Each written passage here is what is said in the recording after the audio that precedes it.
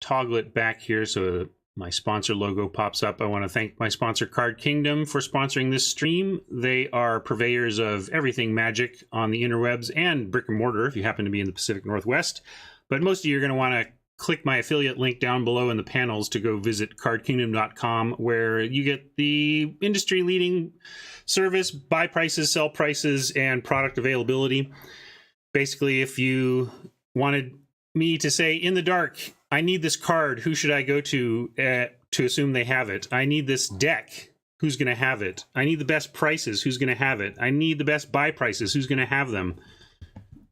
In the dark, I'm choosing Card Kingdom. I'm always going to do my research, but Card Kingdom will always be part of it because they end up at the top of the heap so often.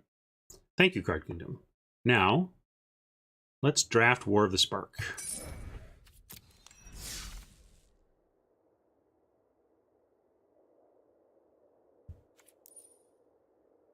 Well, we got a Silent Submersible, which is the homework assignment we gave to Jay. Again, if you want to do exclamation point deck, you can see the midweek version of the deck he came up with. You know me, I tend to lean towards the rares, pack one, pick one, since we don't know where we're at yet. But here we have also Evolution Sage, Spark Harvest, and Callous Dismissal. Those are some very tempting cards, especially the Evolution Sage as an engine maker. Yes, let's get to draft you. Thank you.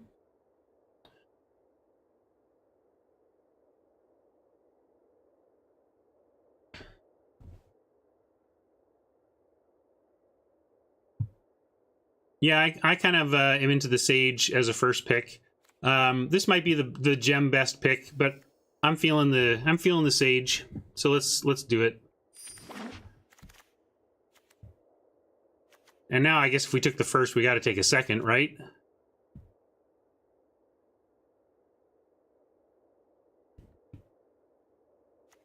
I think I'm giving up gem value here, but it's for a good cause. Double Sage to open. We have a plan. What are we going to do with it? Now we have Spark Harvest, third pick, and Toll. Maybe Toll will wheel. Vizier is also good, but you're not going to pass up this for Spark Harvest. What I am tempted by all this blue I'm seeing as well, but I think black is a great thing to pair with green in the format because it unlocks everything else.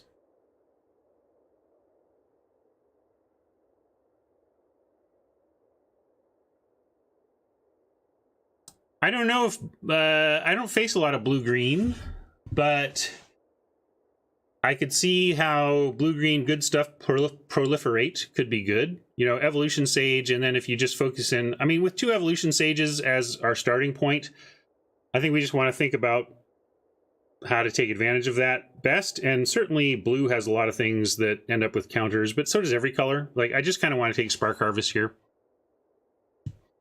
Fiddles wants Toll over the Harvest. I obviously have a deep respect for the Toll, but not to the point that I would take it over Harvest. I'm going to take Harvest. I think that's just the best card, and I want to listen to what the bots are saying. And if they're past me third pick Harvests, I'm in. Saheeli is somewhat of a tell here also. Especially with Evolution Sage, so we could head that direction. Domri's Ambush, one of the reasons I said I like leaning black-green is that green just lets you kind of play anything you want here. We might even wheel that Guild Globe, so this feels like an Ambush or Saheeli pick to me, depending on which way we want to lean. And then we maybe hope that that Globe wheels, but I'm not holding out hope.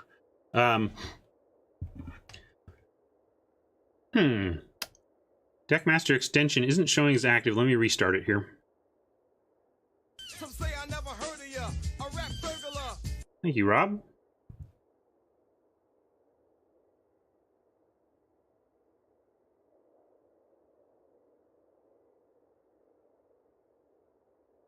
How's that now? Is it doing anything?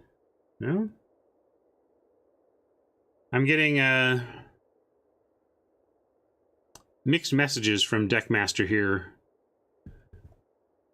Yeah, oh, now it's pretty clear. It's saying connected to Deckmaster server is red, so it looks like we may be flying without the Deckmaster today. So yeah, back to this pick. Ambush is very strong, and I think I like that over Saheeli, given where we started. This is very splashable. And Saheeli is powerful, but not necessarily with where we've started. So I'm going to give up on Saheeli and take the very splashable, excellent removal spell.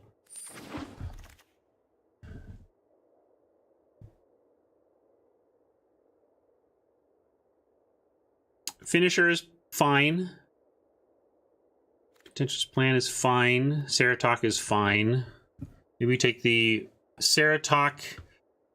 I think these are both better than Ceratok in the abstract, but Ceratok is in the one color we're certain to be in, so that's got a lot going for it on that front.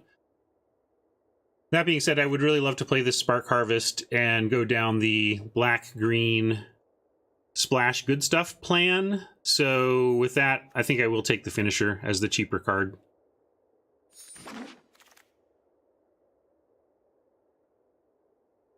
Plaza, I like actually better than anything else I'm seeing here. Grizzly's okay. It's kind of like the 2/3 that gains 10 life kicker in Dominaria. Like, you don't really... Maybe this is a little better than that, because at least when it works, it's drawing you cards. So it's playable, but probably not as important to us as adding to our ability to splash in the base green-black deck.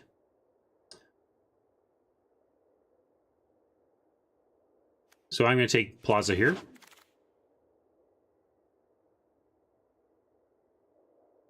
All of this is pretty garbagey, but we are in best of 3, so Forced Landing is my pick here over... Actually, probably the Behemoth. I think it goes Landing, Behemoth, actually Statue. Not that I want to play the Statue, but I think the Karn trick is real. Like, if you can pick up really late statues and Saheeli's 2/3 flyers, and then you random into a Karn pack 3 or whatever, you can take it and it's playable. But this is just no fancy play syndrome involved, just a good sideboard card. Yeah, Crunch. I should have mentioned Crunch, because we do have an ambush, and we could absolutely pivot to red-green, maybe even splashing the Spark Harvest. So that's possible. Here, a lot of LR hate for Soren's Thirst, and by hate I mean they think it's performing lower than expectations, not that it's unplayable, but I still think we take it here. Here's the Silverwing that I was talking about for possible Carnage, but also just because it's a fine playable if you don't get Karn. So there's also Price, but that's a sideboard card to me. I'd rather have Spark Harvests that can decide creature or planeswalker. That's much better. We'll take Silverwing here. The Toll Wield that we were considering, some people want, at least one person suggested Toll over Spark Harvest, but that's one reason why they do wheel. But this is a good sign for us, I hope. Although the bots have never really respected Toll, and I don't think they've been updated to elevate it to where the community has it. So I think we're all going to have a lot of Tolls if they don't adjust the bots to match current conventional wisdom. See. Maybe in desperation. We certainly hope not to play that, but we might. This is all for that Karn that we're going to get middle of pack 3. Take Vault Progress here. Late Behemoth, last pick Behemoth. Great sign for our choice to stick to black.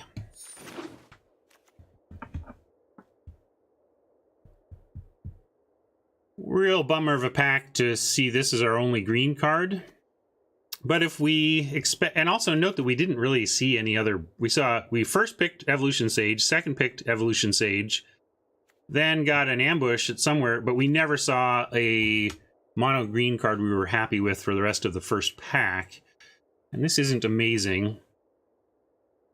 Courage will be a great pickup on the wheel, I think. I think I'd rather take Davriel here or even splash the Skylord. again, splash the Skylord or the Wanderer's Strike. The benefit of being in green black is the splashability, but Davriel.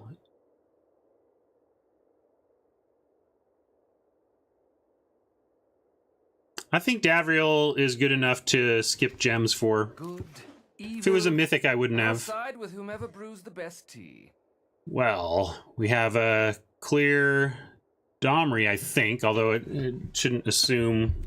It ought to be a clear Domri. If we are so low on creatures, Domri's not good. We have to make adjustments anyway.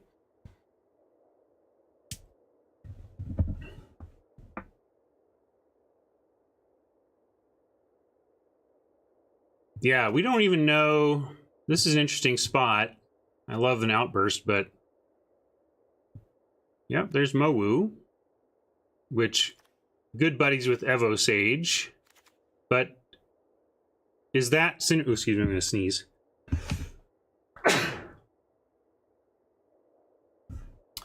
Is Mowu synergy with Evolution Sage really enough to trump it over just taking the... powerful Planeswalker and the gem pick as well, you know, like, so I think we have to take Domri here. Ooh, I look forward to seeing you running away. And I want to splash things like a Triumph, but this is where we'll take a New Horizons to help solidify our ability to be at least 3 colors. Stinger's fine, but replaceable in my mind, Valhalla's, like, I've said that I like the black Death Touchers much more than the green Death Touchers because the job the green Death Toucher is doing can often be accomplished by green 5-drops, whereas black doesn't necessarily have that, although, you know, black's 5-drops can do that as well. I want to go New Horizons to support this Sage. Support the double Sage. Taskmaster over the Courage. There's a Mowu I'm down for grabbing.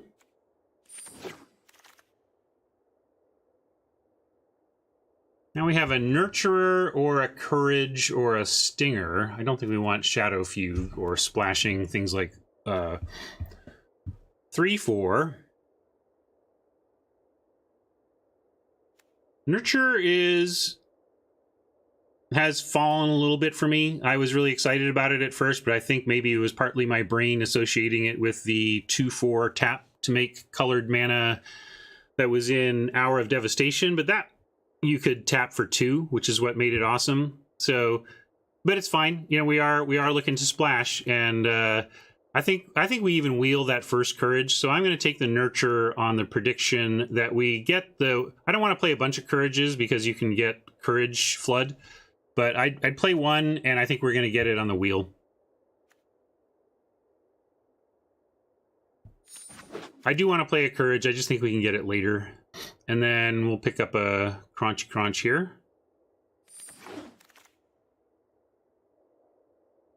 All right, this is our last fresh pack of Pack 2. Fresh pick. Maybe a main deck Wolf over another Force Landing in the board. We're a little stocked at 3, so that's one issue with that pick. It doesn't really hit the spot in the curve that we're looking for. But there's nothing else here to take. We're not taking Bond of Revival. Well, we could, you know, this might be a reasonable board card against Insano opposing creatures, but all right, we'll take the Wolf. I just don't like where it slots in at our curve currently. Here's a Courage we can take. I also do like I like to run 1 Opportunist, or I'm okay. I shouldn't say I like to. If I end up running an Opportunist, it's proven to be, hey, you can get there. Like you get to 7 mana sometimes, and then it's really funny when this suddenly becomes must kill because in 3 turns they're dead if they don't. But I'll take first Courage here. Hey, Snare Spinner is a great pickup for this spot in the pack. Late Enforcer Griffins. And there you go. There's another reason not to take those Stingers. They do go late. As do the Courages.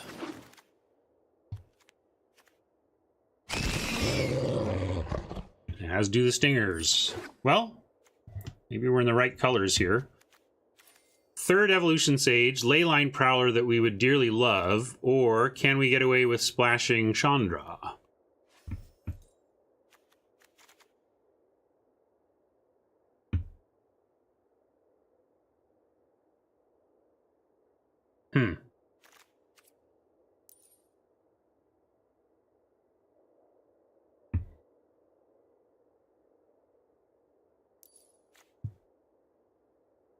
Right now we have 1 New Horizons.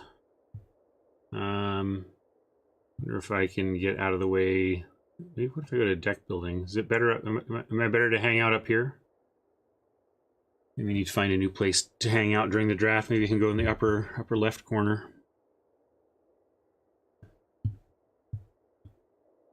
I kind of want to splash Chandra and get gems, but all right, I'll make the disciplined chat pick. Probably taking this Pollen Bright and trying to wheel something. You take probably wheel Crocodile.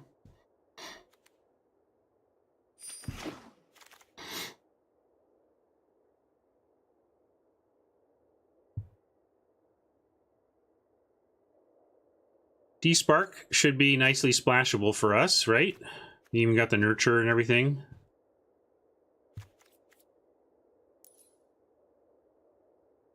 We could also definitely splash Flux Channeler. We can splash anything. We've got... hopefully we don't actually play this, though. We've got Plaza, Nurture, and now Leyline Prowler. So 3 cards to support the splash, and we'll look to pick up a 4th. So I think we could argue for D-Spark or Flux Channeler or Spark Reaper. It's funny, doesn't the Spark Reaper de-spark? Is there a Spark Reaper de-sparking? Anyway. We do.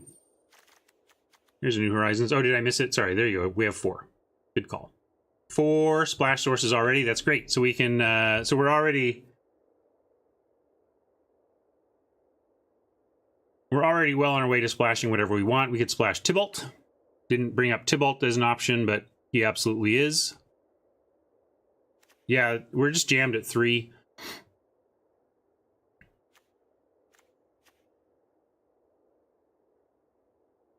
How about D-Spark?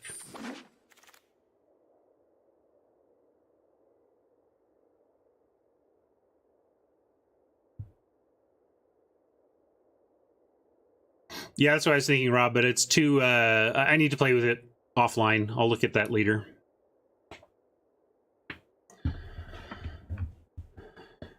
Fiddles was on Tybalt, I understand. Definitely looks like that's heavily what our splash is about, although we don't have anything that searches for a basic land, so all of our splashing is 5-color splashing. Yeah, I kind of like first Bully over third Toll in the double Evolution Sage deck. And I think we can wheel the Grizz, and again, we're an Icicle at 3, and this is, although that's what makes me think we're not going to play these Stingers, for example. They're just not good enough at that slot in the curve. Probably even not this Wolf. Maybe even not this Finisher. Because it's just not what the deck plan is. Like, Iron Bully onto Mowu is going to be so much better for us than most of what Finisher can do. So I'm going to take the Bully for that reason. Firemind Vessels also... No, I just put it up to a vote piece. I love Dom. I would have happily done Dom this morning if the people had spoken such. So let's take the Bully. Triumph. That's a late Triumph, and we're going to snap it up over this Nurturer.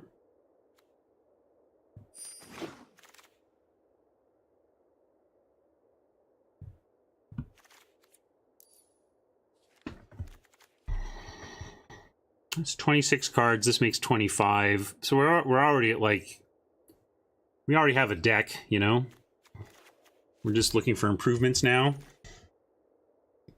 Take a price for the board. Or...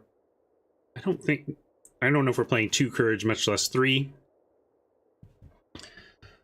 Yeah, we can take steady aim. I don't know if we're bringing it in against flyers. We have forced landing. We'll probably bring that in, and I won't be able to bring myself to actually bring this in as well. That's what I would think would happen with me. I'd almost rather take something like a Skulker for a splash, where we're like, or at that point, this would be about getting Planeswalkers, and if that's the case, we might as well just take price for the board. So that's what I'm going to do. Yeah, curve filling, stalling. I've been very unimpressed with the old Extractor, though. It's interesting with Finisher, because typically you can attack with a 1/5 and it bounces off something, or, you know, plunks a Planeswalker for 1, but then you land Finisher for the finish. But, oh, is there a Neoform in the deck? I thought we put it in the sideboard. Yeah. Some say I never heard of ya. A rap Where did it? I thought it was in the board.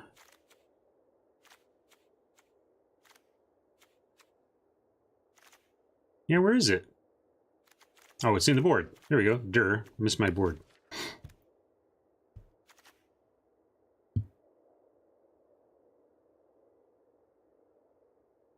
Yeah, we'll take this for the board. I think that's correct. I don't like that Extractor. No Extractor for me. More 3s, because we need more 3s. Aid the Fallen. We only have Domri, and well, we have Domri and Davriel. It's possible we get double value back here.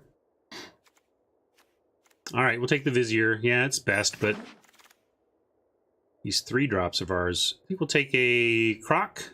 Maybe run that over the Behemoth that we have. And here's another Bully. Operative, Curve Filler versus Vault Progress. I guess I'll take a Curve Filler. I don't think we're going to run Operative main, but we could face opponents where it is warranted. Got the Reaper on the wheel anyway. And the Toll on the wheel anyway. So we just toll the heck out of him.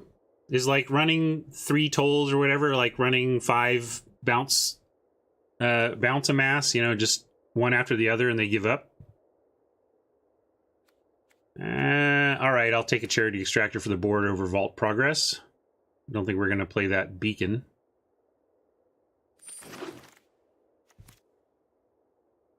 Good question. I don't think it, again, it doesn't really matter for us. We can do it as an object lesson, but if we expect to get there eventually, it doesn't really matter when we spend our wild cards. At least that's my current thinking. If I'm wrong, if someone has a counterpoint to that on why it would matter, the technique of going and crafting to get up to 4 is for those who want to convert wild cards to gems but don't expect to fill out 4x of the set by the end of the format. So, but that being said, we could go take a look. We have Domri. I think Domri is just going to give us gold already. I didn't really look. We have Domri. Did I miss another one? Oh, and Davriel's not even rare. So yeah, bad rare drafting. We only have 1 rare. And I think we already have the 4. But we can go look.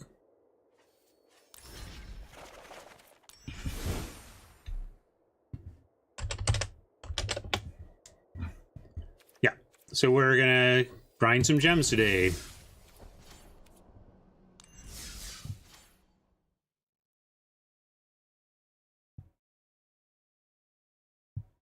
Yeah, Fiddles, I was thinking about that, but also, you know, at the end of the day, you're going to also draft that many. I mean, almost no matter where you put it, it's pushing you towards 4x, which is the ultimate goal. I have to think about it some more when I'm not also trying to stream. All right, we're doing this draft. We're going to take this, get our 20 gems, and figure out what our 8 cuts are going to be. Yikes. 17, 14 is our current split. 3 tolls is too many. Finisher. I really want to focus in on Evolution Sage and make cuts based on that. Like, stuff that puts counters on is going to be hard for me to cut. Or stuff that carries counters, we can cut that.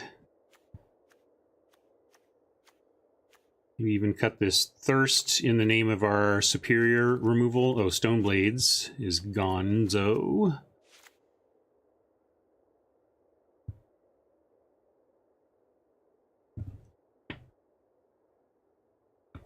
Crunchy Crunch might go.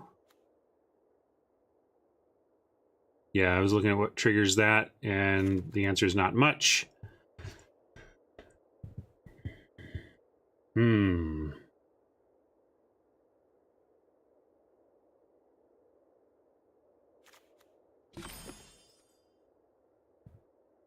Could cut a Silver Wing, although it's a 4. I was trying to look at 3s.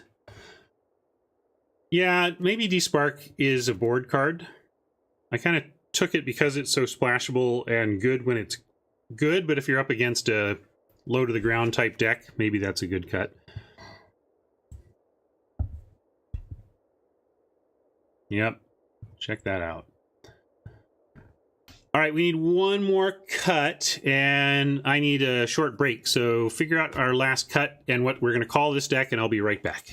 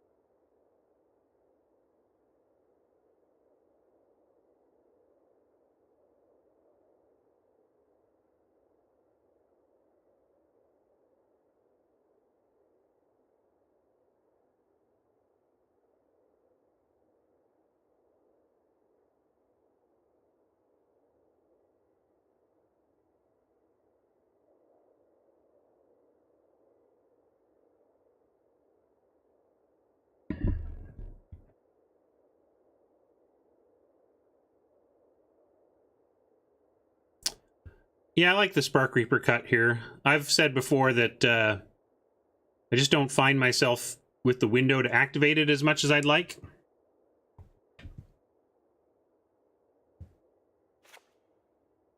Yeah, we have four fixing sources. It's going to be great. And Crocodile is not amazing, but we have 2 Courage in Crisis and Evolution Sage and 2 Iron Bully and Ambush. So we have 1, 2, 3, 4, 5, and New Horizons 6. And Pollen Bright 7. So we have 7 ways in the deck to get counters going. I think that's reasonable. That's really the plan here, and that's why we would run something like Crocodile. Also, consider the floor. The crocodile is not hyper impressive if you're not putting counters on it and proliferating. But man, when you're trying to use creatures as removal and set up something, a trade with big stuff on the ground, you can do a lot worse than a creature they can't interact with. Queen, we are yeah, but this is a synergy-based deck, Queen. You can isolate this card and call out its problems, but it trades down when it attacks, but it trades all over the place as a defender. I don't want to over-defend the Crocodile. I'm not saying it's a good card.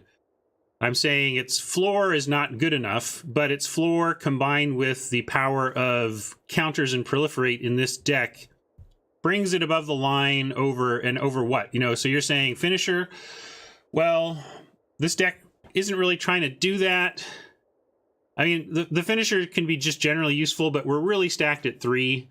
And if we're thinking in terms of synergy and power, I think these are the priority cards when it comes to what this deck needs in terms of its plan, which is to make things that have counters and can be abused by the Sage. Like, we have all these ways to amass between Vizier and 2 tolls. I guess that's 3. It's not, like, insane. But we also have these amass plan.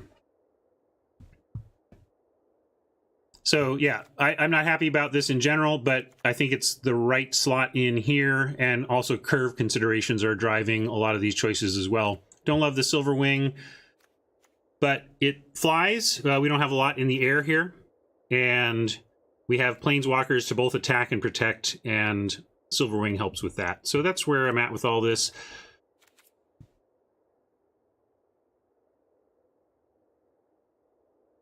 And let's get rid of some of these mountains, maybe all the mountains.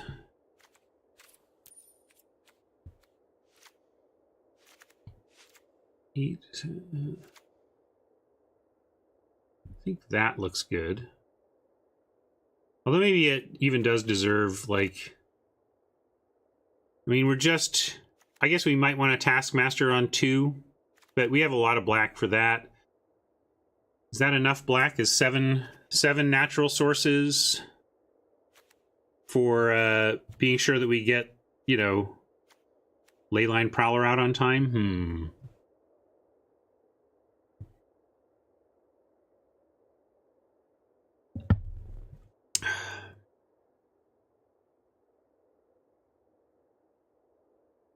I think that looks good.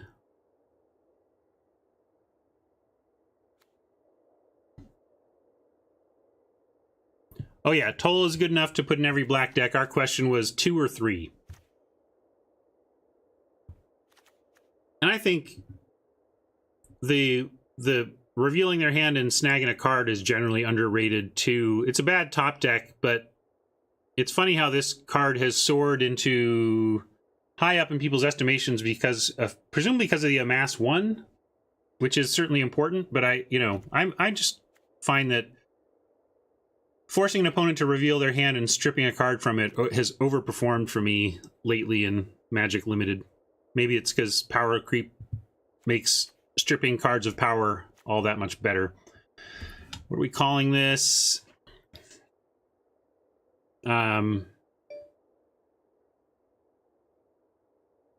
Courageous Bully.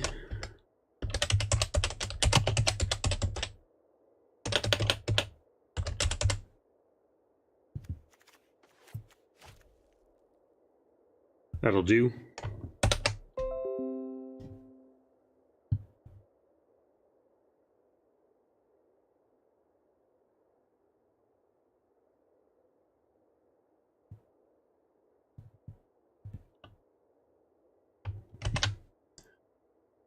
Well, now I got to prove Queen wrong and 5-win with this somehow. Doesn't look like a 5-win deck if I'm honest, but it's got tools. We can do it. We can get some wins in.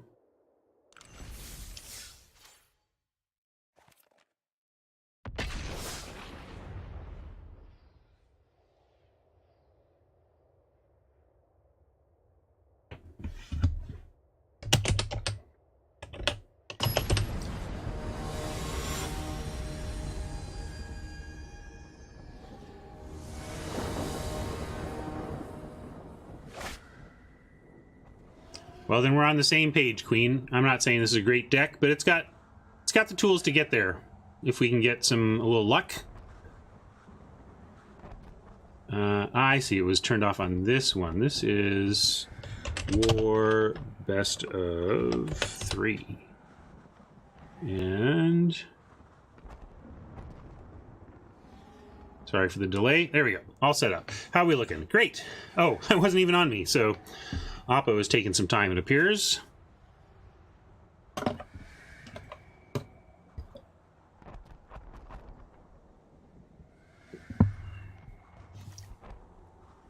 We have a lot of proliferate synergies, obviously, but I think we have just inherent raw power as well, and good removal. Wish we had a little more card draw. I guess I cut the Spark Harvester or whatever, but yeah, after playing Dominaria this week and getting to look at 3 cards and keep 2 of them with the Dark Bargain of Dominaria, it's sad to come to these formats with no black card draw. But I like this a lot. We have Taskmaster on 2 to defend, hopefully, with a land, a turn 3 Shadow Mage. Although now it's going to be the land we're going to get is going to be the Plaza, which will not allow for a turn 3 Shadow Mage. I'll still take it. Just give me a land.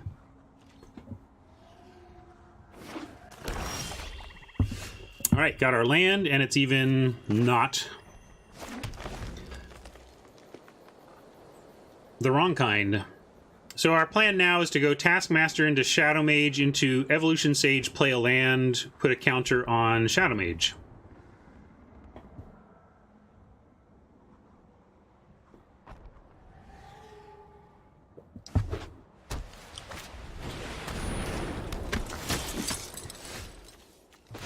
And this is why this Taskmaster is so great. Like, as a 2/3, it's going to untap, and unless they can... If Oppo stumbles here at all, if they can apply more pressure, it's good for them. But if they can't, we get to drop Shadow Mage well protected. Oh, great. That's perfect.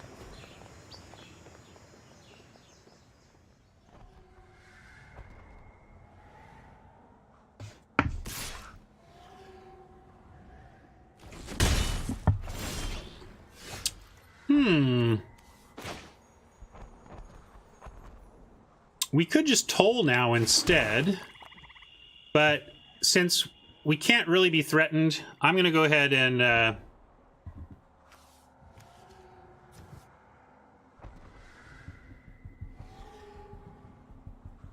yeah, I guess we want to get their most important thing and then strip away the rest with Davriel. A little awkward. Oh boy, let's see. So they're going to be stuck on 3. Probably just want to get rid of this then. Versus Reaper. What's Reaper going to do?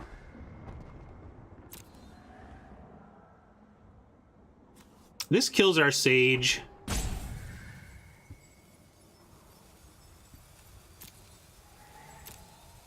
So I'm going to take the edge. I'm going to take the aid? Why take the aid?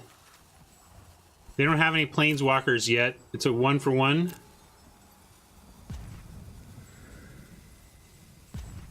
Yeah, I'm taking their removal.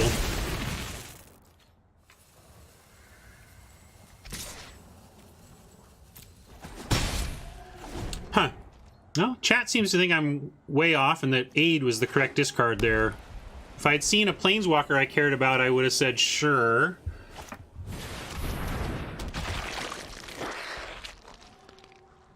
But without a Planeswalker, it's like...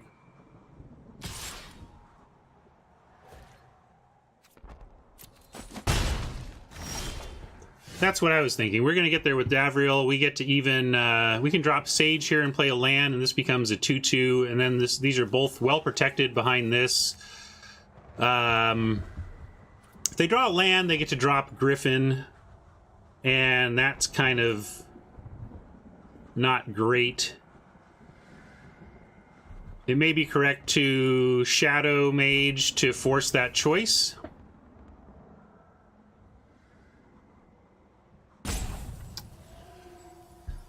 Yeah, it may mean that Davriel, we have to chump to protect Davriel, but I think it's worth it. Let's do this. No one has See what they want to keep. Let me pick your brain for a minute.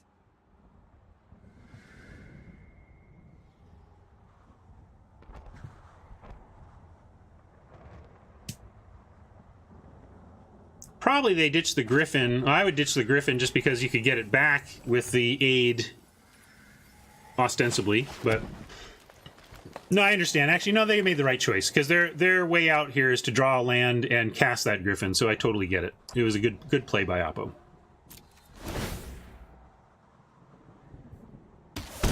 All I've left you is pain. Oh, they got there.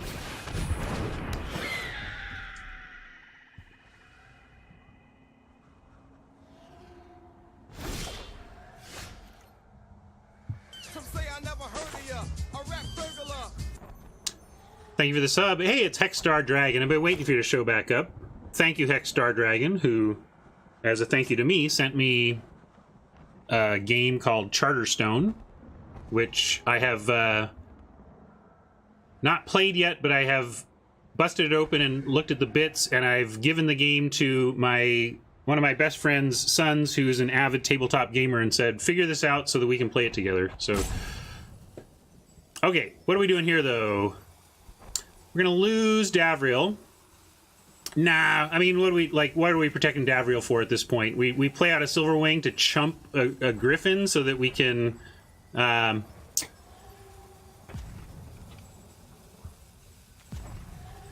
Oh wait, I gotta actually play something here. Let's go Sage, Plaza,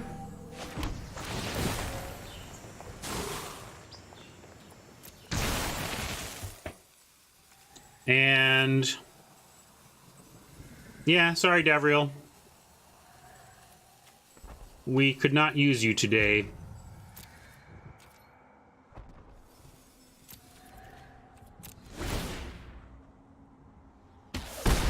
Loneliness can hurt. Yeah, it was close. If they just bricked on one land, it would have been super sweet. We would have been able to strip that Griffin. And Davriel would have done ongoing serious work if we had been able to get that Griffin out of hand.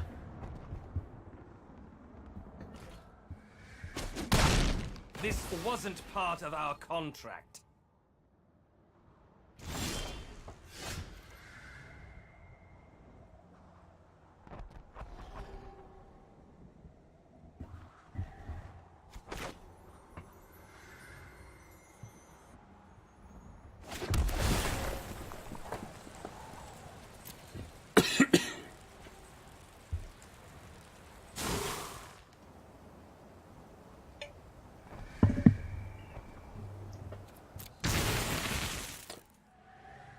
Yeah, Oppo's got some combos. Let's drop the Croc. If we find yeah, only creatures here. Actually, and again, this is not a great spot. I gotta rethink my whole layout. Like, there's an argument that this view, like, minus Deckmaster is better. I don't know. I'm gonna hang up here for right now. We do have Taskmaster. Let's see. No attacks here, though. So, unfortunately, we just gotta try and build up this army to where it can attack.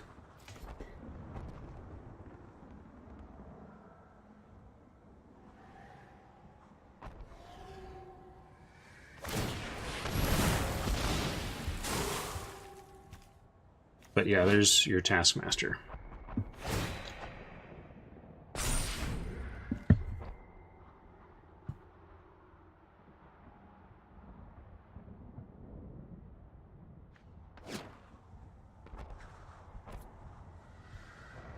Now, did that just not work because it couldn't, or was it it couldn't work within the stack? Is that what you're saying, Nick?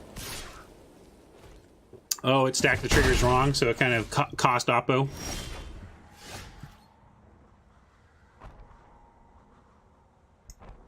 Seeing the phases, what do you mean by that, though? That's just this, right? Am I ever on...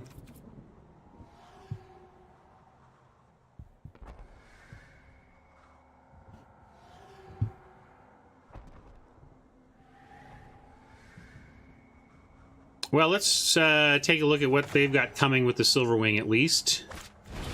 And then decide based on that info.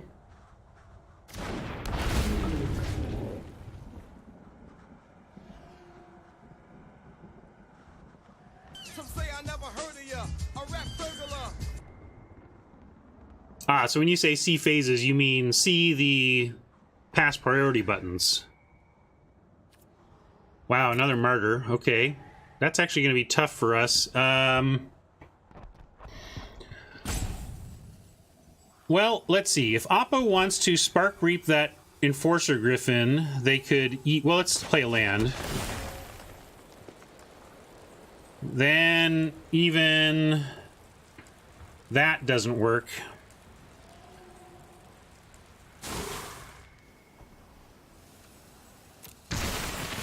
Yeah, if you're ever facing, like, you want specific trigger things to happen, just go into full control mode, and then if that doesn't work, then full control needs a rehaul, or overhaul. Yeah, we're going to attack with the Croc and the Army, because we'll happily trade for either of these. I almost even want to attack with the Sage, given that we have Eternal Taskmaster. If we attack with the Sage, they can kill it by sacking the Enforcer Griffin to get the Pride Mage to a 4/4,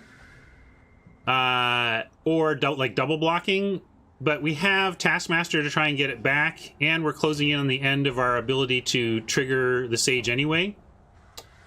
So I'm going to send everything but the Taskmaster and see what they want to do.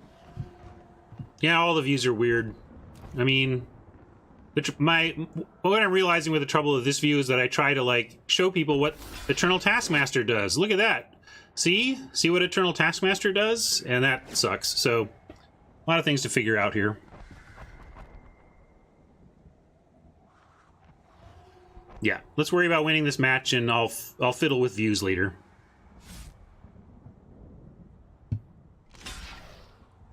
Here, just... Some say I never heard of ya. There we go. A rap burglar. Now everybody's happier.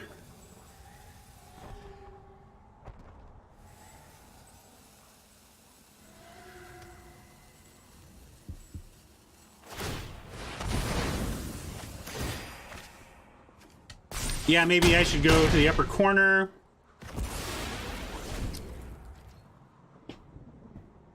Oh, sorry, he did. I was talking about sacking the Enforcer Griffin to make that play happen. They went with sacking the Spark Reaper instead.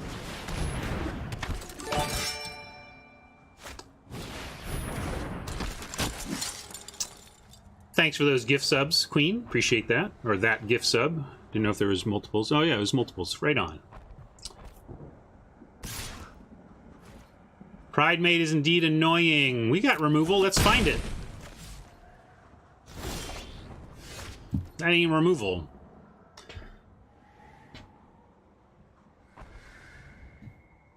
Now we can get the Sage back when we want to with this attack.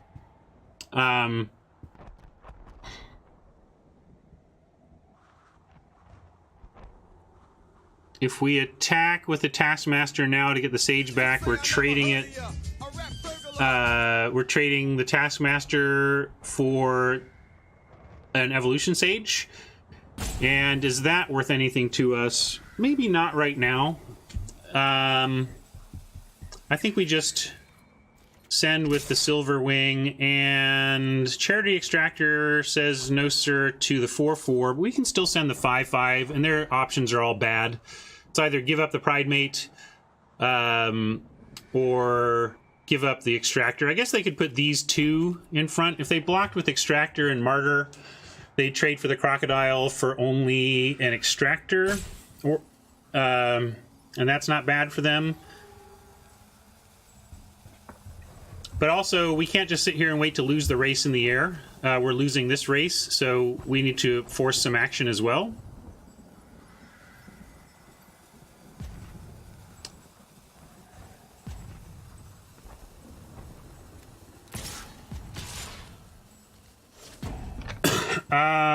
Oh, whoa. I'm doing it. We'll do this. Getting roped, have no hourglass. This is not a great attack, I acknowledge, but we are also in a spot where I can't sit around waiting to lose to the Enforcer Griffin. We need to do something.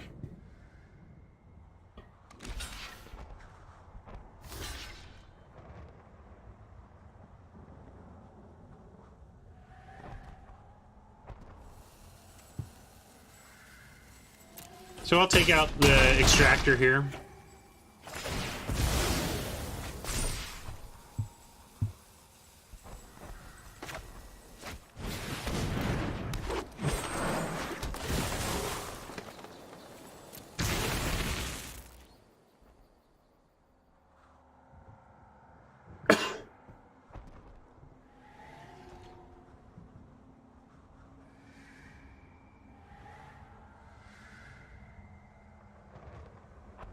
Well, we can trade with it right now. And if Oppo doesn't attack, we can even swamp and get it bigger. Real problem continues to be, though, the race we are losing in the air to the 12 Enforcer Griffins that we passed. Not to literally the ones we passed, but it's funny to have noticed all the Enforcer Griffins going by late and then lose to one in the first round, first game. If we draw a removal, I think we have to remove the Griffin, actually. The Pride Mate, we can pace. We can pace with land plays, and this is an instant, right? All right, so now we have our plan.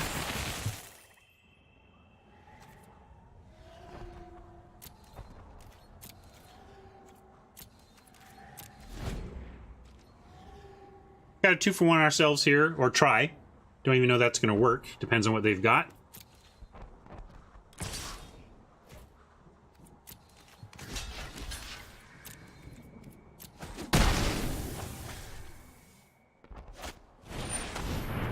All the Martyrs is what Oppo has.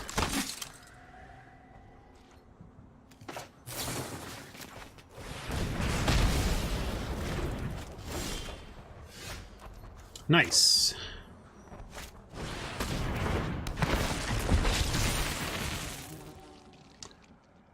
Let's see. If we attack 7/7, they probably chump with one of the Martyrs. The Pride Mate becomes a 6/6. And we can chump on the way back. Just trying to decide if we're trying to race with a Death Toucher now. Because if they want to put Pride Mate plus Martyr, we're okay with that. We're okay with trading army for both of those, right? Question is, are we aggro or defense here in this situation? I think their last card is a blank, probably just holding a land, or at least let's play like that. We're not playing around anything there. We can't really afford to anyway. Yeah, I think Rob may be right. I got excited about the Vizier giving it Death Touch, but probably, although if we do it that way, then they get the 1-for-1. That's fair. Nick is saying if we wait a turn and we draw a land, we get an 8/8 that can't even be double blocked by Pride Mate Martyr. So I'm with that. Let's give it one more time, because the top of our deck is super live. It's either going to be a land, which we're okay with given the Sage, or a spell, which hopefully is something we can work with. And we've got a lot of good stuff still lurking in the deck.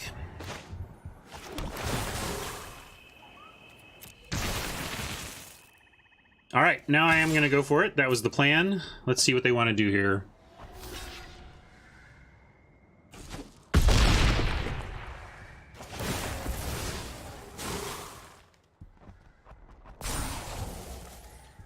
Hopefully we don't lose the Vizier to removal or something here and then have to use the Sage. Of course, if they have 2 pieces of removal, we're just dead. So we'll see about that. Well, that cannot tap the zombie army, but it can tap the... Yes, the lands do make the army bigger, but at some point, you know. All right, so now if we go... Swamp, 9/9 attack. They chump with the Martyr. This becomes a 7/7. Law Rune on untap taps down Vizier, and then if they have removal, we're just dead. So attacking here threatens, exposes us to lethal risk. But also, again, if we sit around and wait, we're waiting to die. Although the Pride Mate, the Enforcer cannot tap the army, so we do have a good ground defense right now. I'm a little worried about waiting too long and then they just win in the air with a flyer that they find. But I'm going to go ahead and play this.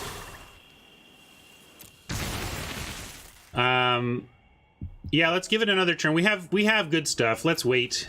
See if this 9/9 can keep holding back the Pride Mate. And see if we can outdraw them. We have 11 of our lands stripped, so... Yeah.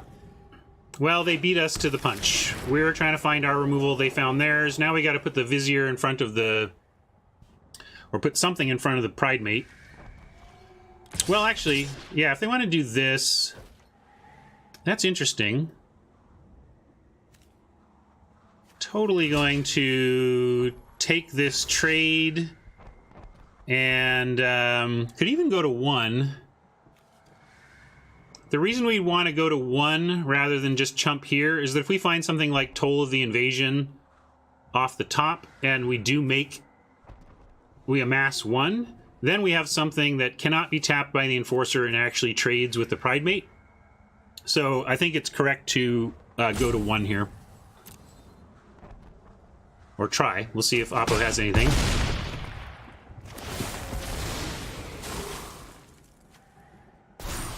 One-time dealer. What do you know? Gotta love it when a plan comes together.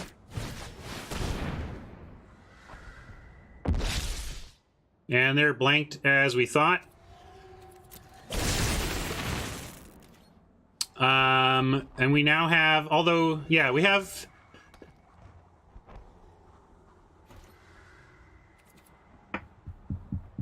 We're not dead, because they can't tap this, so...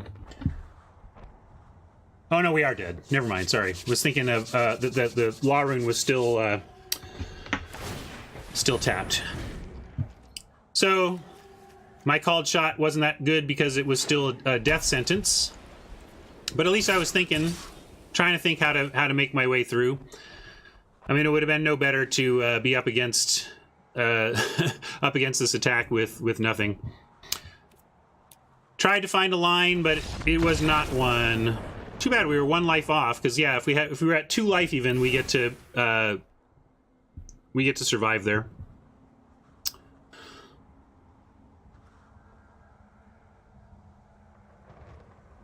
All about the martyrs. That almost makes me want to bring in the thirst. So many martyrs, and it'd be nice to pick them off in the early game before they've gotten anything going. And also that, yeah, I'm going to bring in the Pridemate, Law Rune, Pridemate, and martyrs are all hit by the thirst, so I like bringing it in. Over what?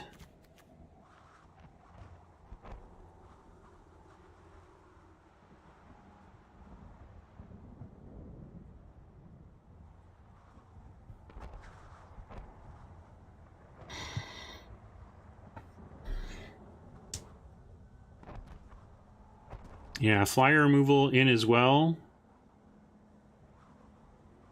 But I like all of our other existing removal. Maybe we just have to cut back on our synergy a little bit. Toll is less useful against... No,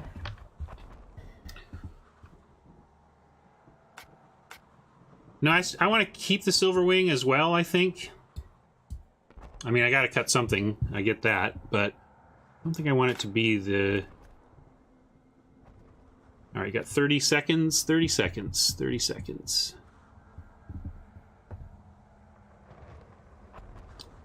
Maybe I can cut Davriel here. Just they're very low curve, and so Davriel kind of got one thing going and then didn't do much. I'm going to cut Davriel, actually. I was uncomfortable cutting any of our counter producers because our Evolution Sages get pretty unsexy if we're not getting counters out somewhere. All right, we'll keep this. New Horizons Evolution Sage make up for the Triple Forest.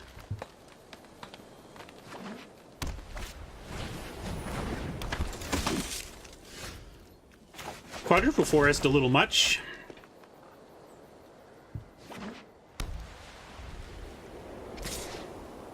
Here comes a Martyr. Interesting. Pause there indicates, excuse me, combat trick. They probably have the +1/+1 counter, 2 life, and first strike trick, so let's keep that in mind as we move forward.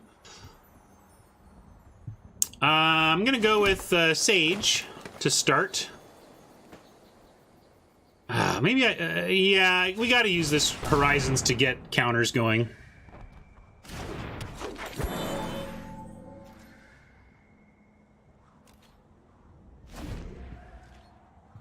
Nick wanted Horizons first. I understand, but they didn't do anything on 2. We're not under a lot of pressure here. I'm getting greedy.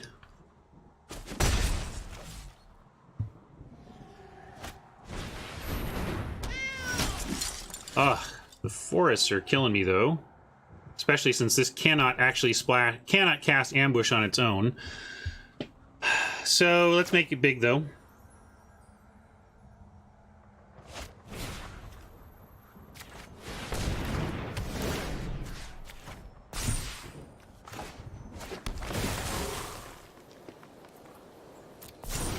If this Sage lives, next turn should be great. And this turn, not bad either. We punch him in the face.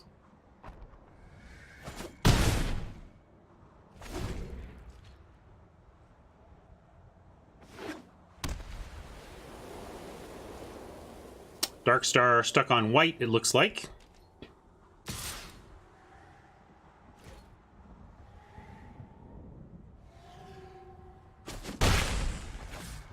Got to play this carefully, knowing that we think they have a...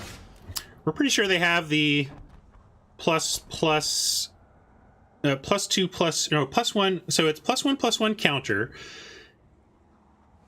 Alright, so that actually, especially if we play a land first, everything should get out of range even of that. Okay, so we do this.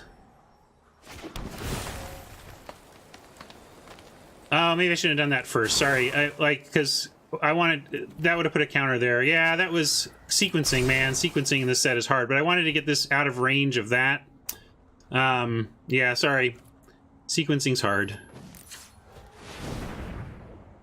And I gotta do it this way. That was dumb, though. Real dumb.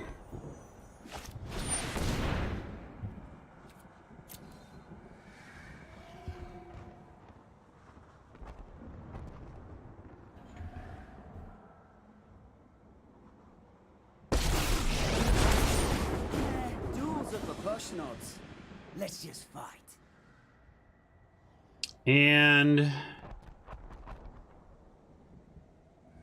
this is punch, right?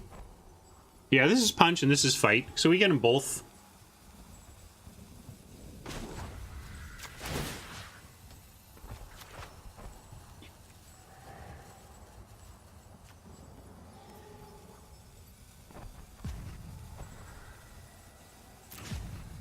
You go this way.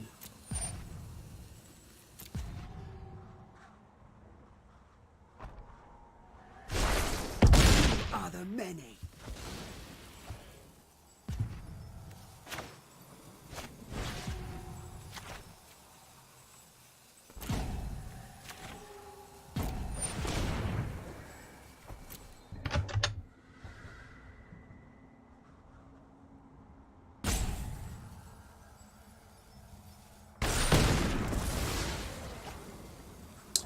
Yeah, although we're surviving arrow, like now there's nothing, right? I don't think there's anything that gets it.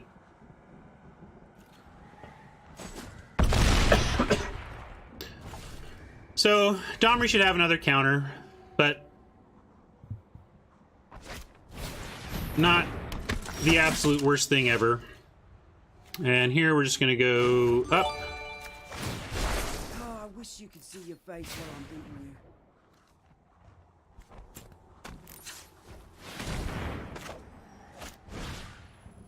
Maybe this isn't even necessary.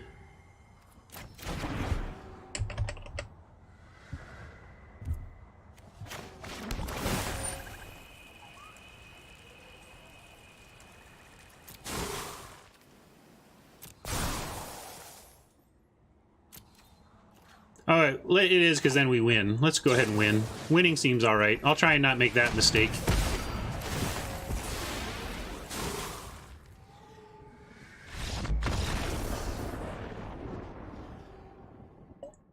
There it was again, though, focusing on long-term board control in a game I could end right there. One of my leaks not getting distracted to the point of not focusing on lethal as opposed to board control. I liked those changes. We didn't see anything there. I mean, they just got color screwed after a mulligan, right? Or maybe, I don't know if they mulligan, but they got color screwed. So I'm going to leave this as is. Definitely not a D-Spark matchup. Just thinking about other approaches here. Spark Reaper was brought up is because it's a 2-3, which is a nice power toughness configuration against this opponent. That's totally fair. But again, what do we cut? And unless we're going to cut like the Vizier, I can't see bringing that in. So I'm just going to go back with this.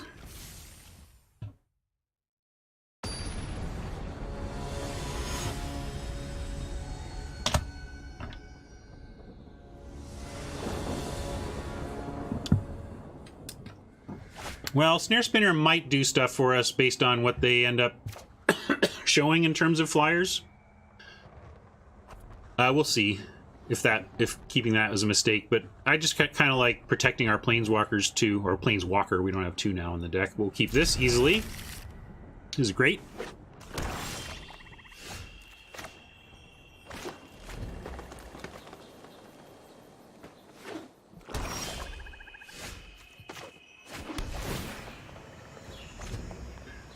Hopefully we go Toll into Centaur Nurture, into New Horizons, into whatever else we've drawn.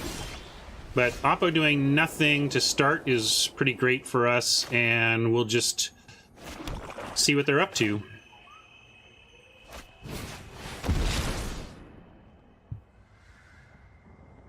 Arrow Thirst Ghost Form. Yeah, we're going to take the Griffin and just play around all of their removal.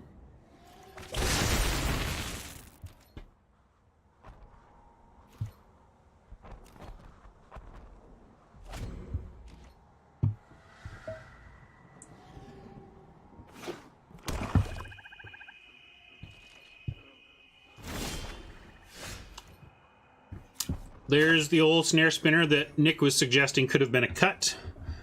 He's not wrong. Could have been a cut, but in the dark against a white deck we haven't seen a ton of, I still don't mind it. You got those 2/2 make something flying floating around.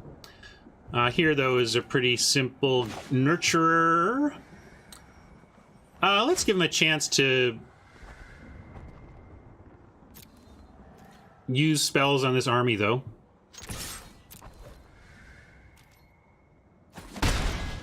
Not falling for it. All right.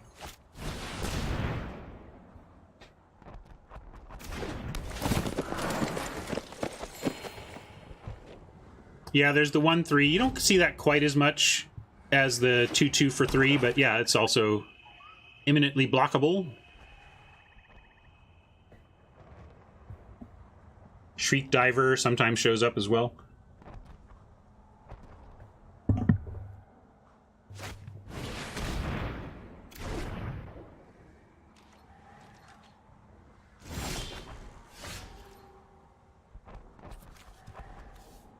All right, now what do we got? If we put a counter on Snare Spinner, it can take care of the Enforcer Griffin, so I think we want to do that. Divine Arrow, however, thwarts that plan, so we also want to try to get Divine Arrow out of their hand. That's a consideration. With New Horizon, we can go...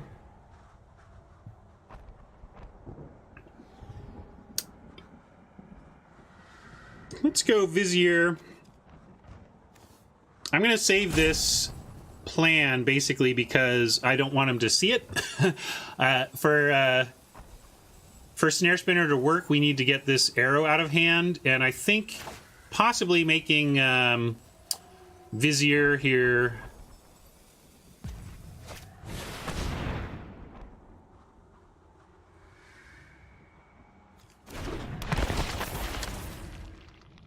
We'll get them to do it on this zombie army. We'll try.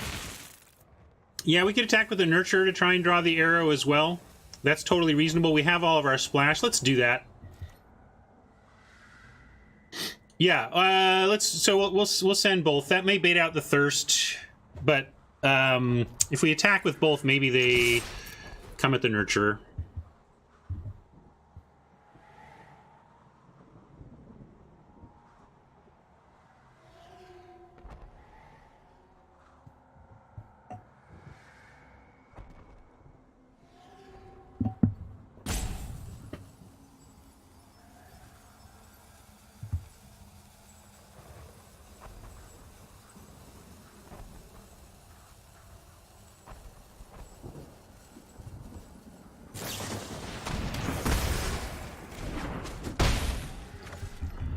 I'll play the spinner now.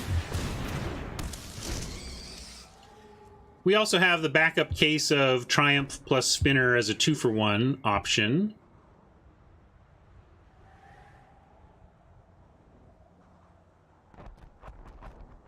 We also have to watch out for Ghost Form that could go on the flyer and just give it back to them.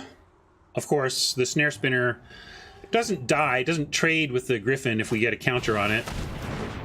And we deal with that arrow. Oh, well, that'll do. How about that? Let's just do that.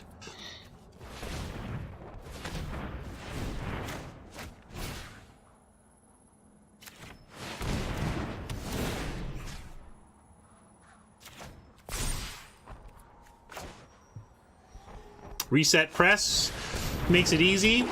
Just draw this card. Boom, we draw that card.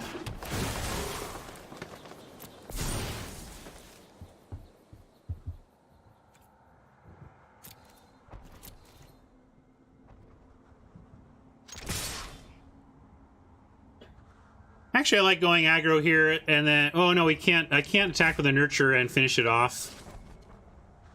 But I'll offer this. I mean, if they want to take Vizier...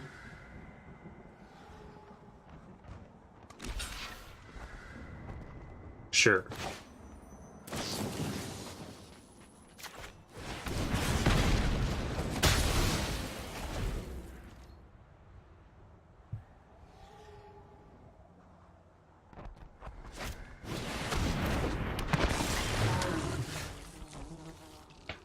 Behemoth.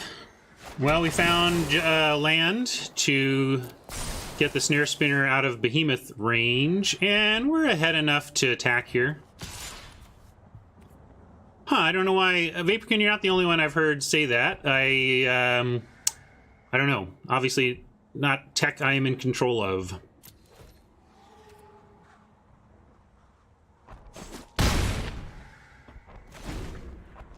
Not out of the woods here. Drawn a lot of land again. Fortunately, it's been useful land for us with the Sage, but wouldn't mind some action here.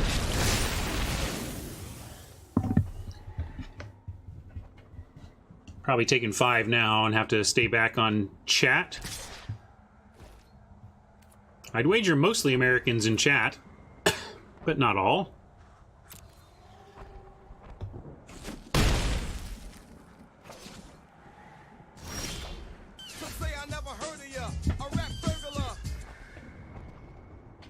That was nice of you, Queen. Let's see. If we thirst the 2/2, we go to back to 20 and can drop them to 11. We could even drop. We could threaten to drop them to 9 and let them take out the Nurturer.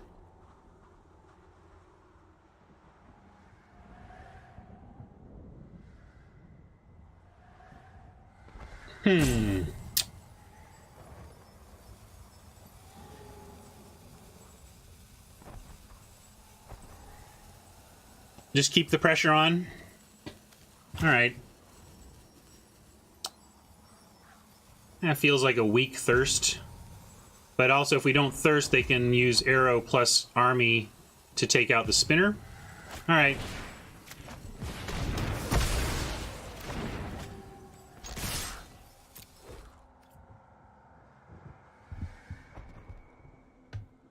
I thought about Divine Arrow mistakes. So yeah, like maybe they Divine Arrow before blocking. I give him enough credit not to make that mistake, Nick, but maybe that was too much credit. I don't know. Because the cost, if they don't make the mistake, is getting that damage through. The only prize I desire is your head.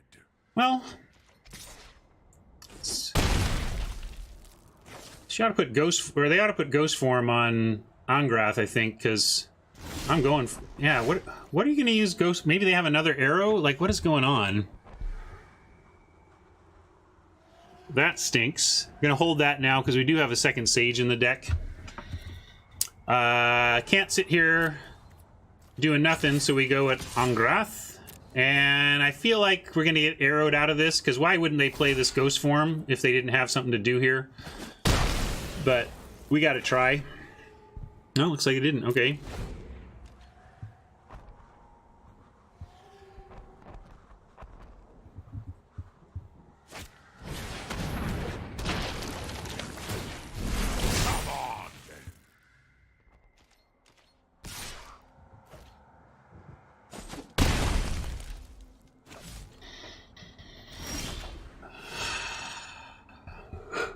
So yeah, so we need all the counter stuff we can get, but also this is kind of, you know, Queen was talking about, oh, I feel like proliferate strategies just get stomped, and this is what happens in those situations where, like, this is just not a great card for us right now. I mean, I guess we can make it 6 power and attack, but then they chump with 1 and come back the other way for 7. And then we're desperately top decking, but we literally can't block anything, so we have to attack. Yeah.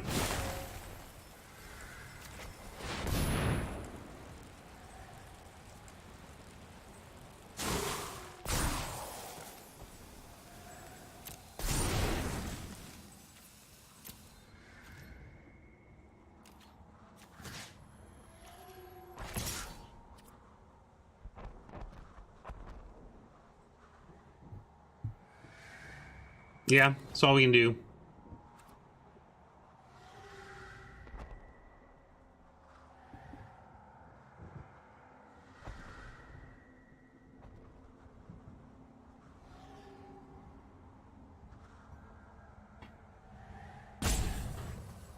America's been working out non-offensive race language for a while now, and there's tough stuff at everywhere you turn there. There are people who don't like to be called African American because they are from somewhere else, you know. Anyway, it's outrage the deck. Well,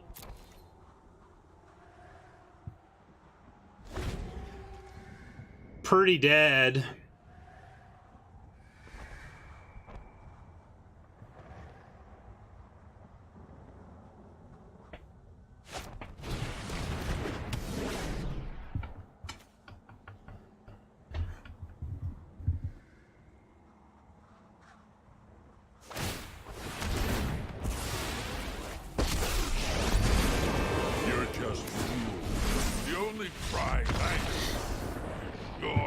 Ignominious beginning to this draft.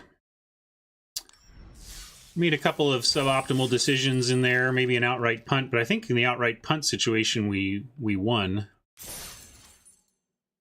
think the losses were just Magic being Magic, unfortunately for us.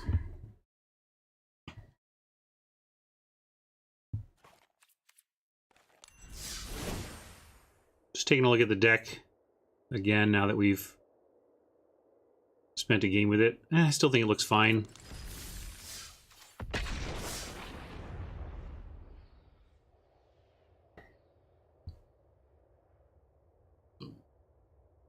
Yeah, the top of our library was doing us no favors that match. And yeah, it can be easy to feel like you walk on water after a day like yesterday where we just marched through 7-0 no problem. But the mana was perfect yesterday with a 3-color deck, so made it pretty easy. We got to keep this. Ooh. Would love to find an alternative 2 to this Druid so that we can try to work towards a counter on the Crocodile. And look what came our way. Now, depending on what Oppo does and what we draw...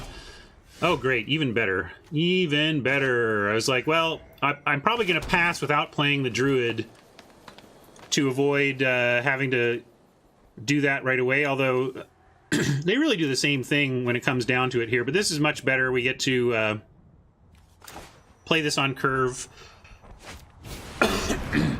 And making a Taskmaster bigger is amazing. Now if we So the Taskmaster is now better able to attack into Oppo. If we lose the Bully, we can try to get it back. You know, anyway, making the Taskmaster big is great. Oppo has stalled on 2. This is going to get ugly here if they don't find something to get out of their situation. I guess we can wait till after combat.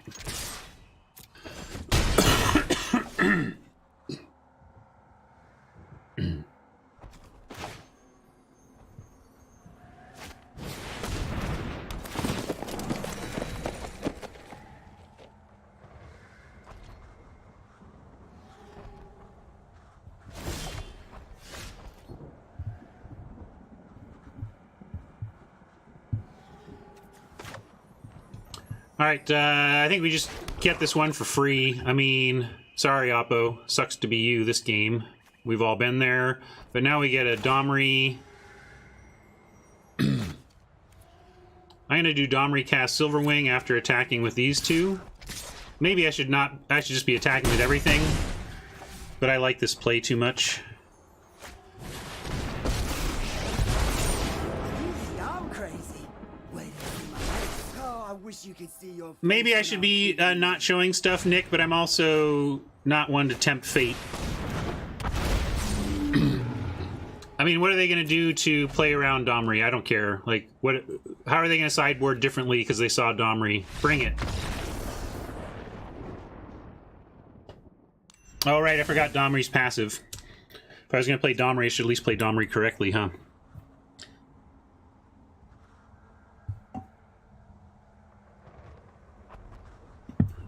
Alpha Viewer says, "Hi there, I switched from Hearthstone to MTG Arena last month. Congratulations. I just hit Mythic with Mono Red Aggro. They told me there's more complexity in MTG. At what point do I find that complexity? Or am I just a gifted card game player?" Well, Alpha Viewer, you might just be a gifted card game player. Certainly Mono Red Aggro is the least brainy approach to Standard, but that doesn't mean it is not fraught with careful decisions. The best Mono Red players are going to simply win more because they're going to find that extra 3 points of damage that that you didn't. Least brainy. I'm just meaning like, yeah, like I like Mono Red Aggro for that. I love that I can grind for gold without thinking too hard. But man, just play some control decks. Play a Alpha Viewer. I should hook you up with my 1 hour and 20-minute match against Reed Duke when both of us were playing Clear the Mind and Limited, and then you can enjoy the complexity of Magic. But yeah, you can go way deep. I'm surprised you don't feel like you haven't seen the complexity just against, given what you've played against. I didn't say you weren't brainy. I said Mono Red is the least brainy archetype to play. The least brains are required. Now I've been chatting all sideboarding instead of thinking about it, but we only saw 2 forests from them anyway, so run it back.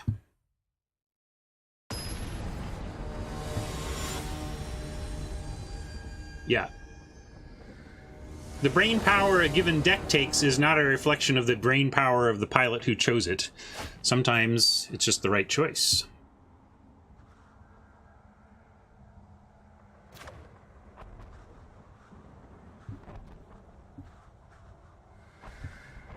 We'll keep this.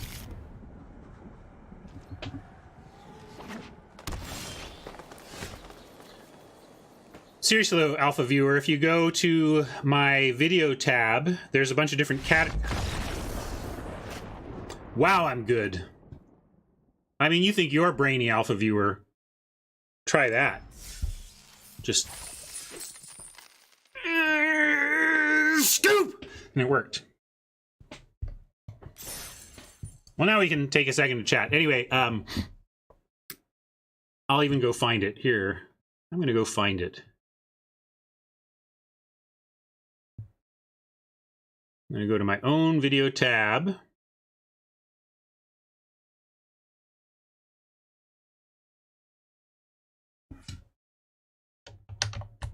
Okay, and it's also a time for me to pitch the presence of my video tab. If you go to the video tab, there's a bunch of different collections.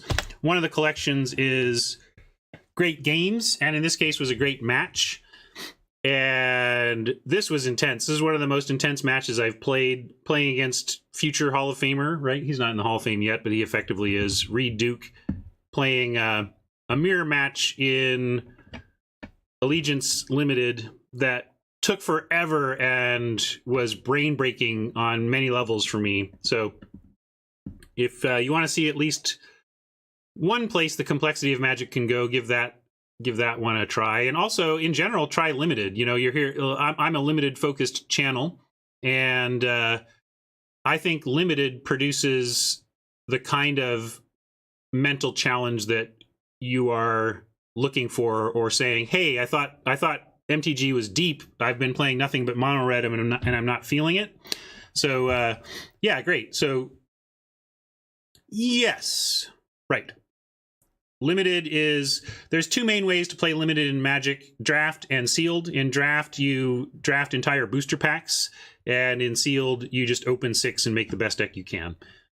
But I think the rich depth of Magic is best enjoyed in Limited, and also frankly, if you like flavor, if you're a story goob, one of the nice things about Limited is that it is giving you one world. You get to live in one story setting and experience that world's flavor, story, and everything. So I love I'm not a huge story guy. I don't know all the ins and outs.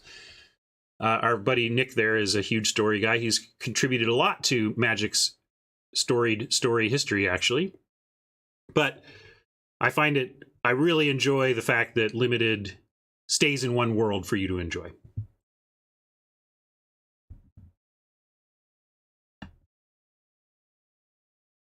That's what I do, Alpha Viewer. Pump all my gold into ranked drafts and dump all my gems into traditional. You can, I think the return on investment for ranked versus traditional is pretty close for high win rate players, 55+%. So you can kind of just choose what you want to do at that point. But yeah, that would be my recommendation for getting the most out of your Magic experience if you're the type of person to catch the Limited bug. All right, happy to take that win. I'm not sure why Oppo was so... Maybe they were tired of my delay on turn 1. Wasn't trying to be rude, Oppo, just chatting with my buds.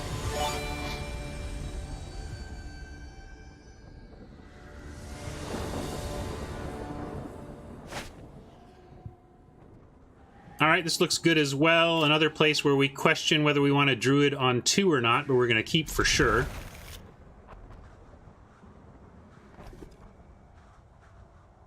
Ideally, we go 3, 5, and then make a biggie. I think if they don't apply any pressure here, I'm going to pass on the Druid. Yeah, I'm going to pass on the Druid. We're going to try Leyline Prowler, see if that survives. Now I wish I hadn't passed on the Druid, but... This. I'll return where you slumber. We can get him. No worries. I'm only worried if they take out the Prowler. If they take out the Prowler here, we got problems.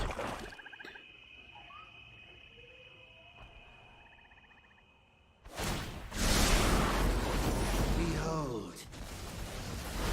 My dreams dissipate.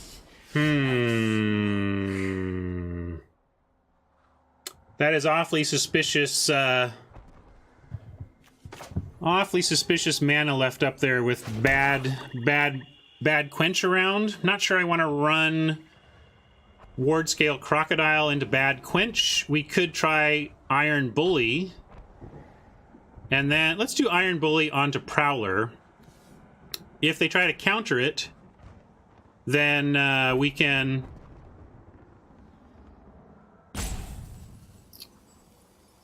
so yeah, Iron Bully gets around bad quench, puts a counter on the Prowler, and allows us to take out Ashiok. So if they're willing to use a counter that we can pay for just so that we don't attack Ashiok, I'm down with that.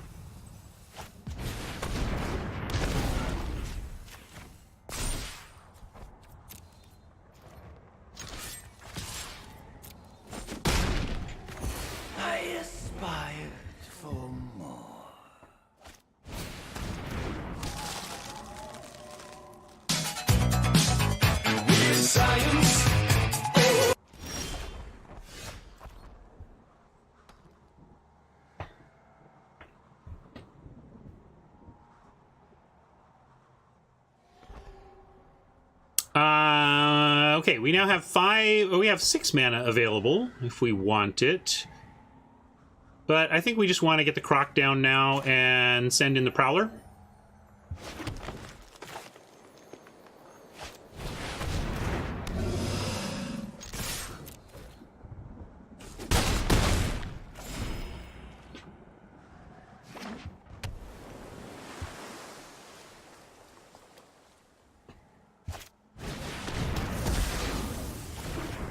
All right.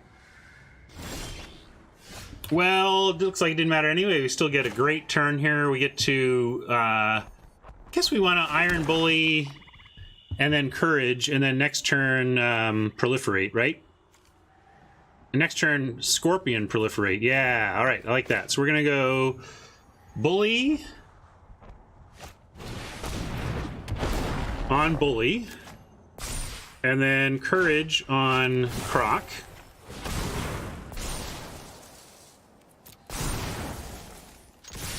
And turn the screws.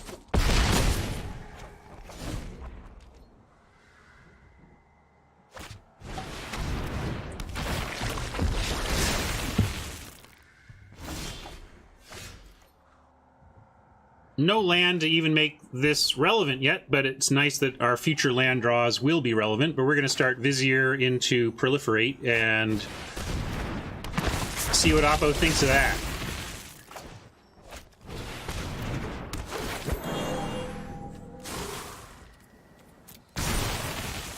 So we got an 8-6, 1, 2, 3, 4, 5, 6. They can put literally everything they've got on the Crocodile, but then the other 2 bullies get through and bring them to 1. That seems fair. Yeah, they're done.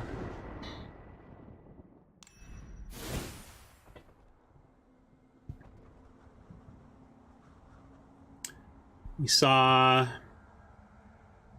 black-blue control. Looked solid.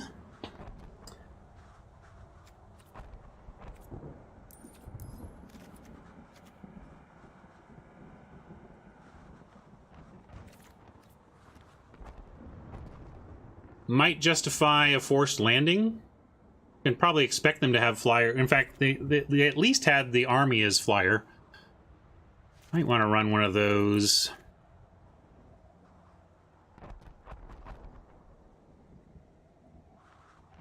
Over what? Over what? Over what? Do I cut one? Can I cut one courage?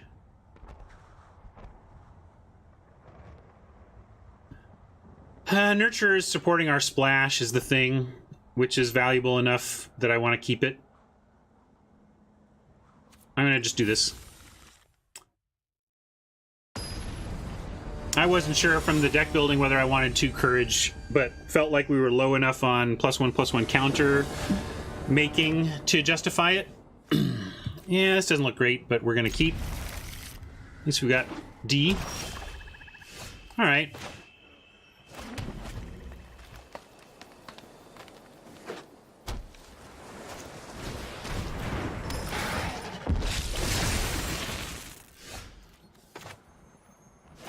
Okay, some things are starting to look interesting here. I think we're going to try Evolution Sage unprotected on 3.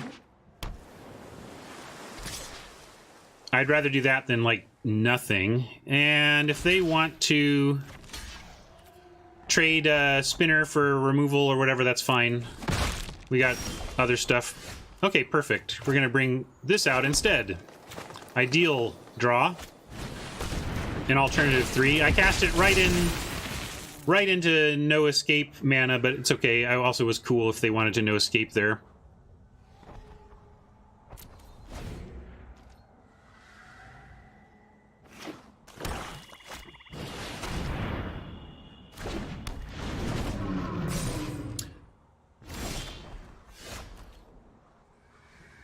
Dowskid asking about D-Spark. We decided it was better as a sideboard option.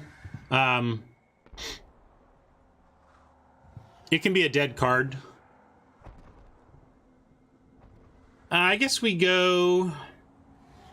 Unfortunately, we can't do, like, Mowu. Next turn, Pollen Bright, give it a counter. Evolution Sage, you know, increase the counter.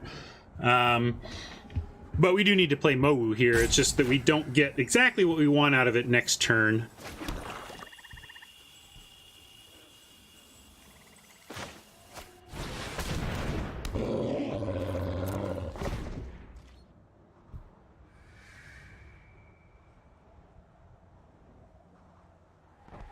Rescuer Sphinx is annoying, but Mowu is going to get huge if we can work it out.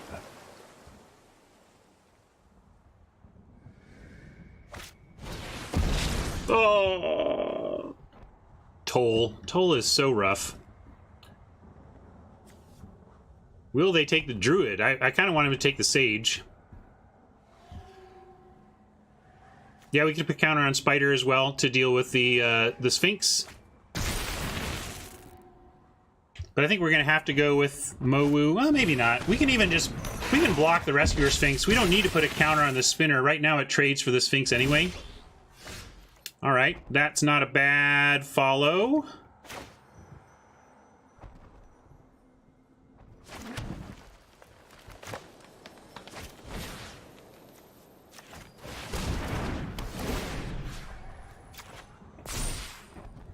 Four, 5, 6, 7, 8. It is enough for them to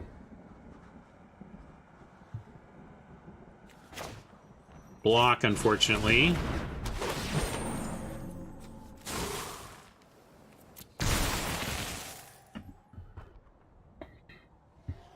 We can send in this, though. I kind of like just sending the Death Touch. Because if we send in Mowu, I guess, is it worth trading Mowu for Sphinx and the token? Because that's what we'd be getting out of it. And I'm going to say no when we have the ability to apply pressure here. Let's force them to take... We can just have them take 2 here. See if we can't get Mowu a little bigger.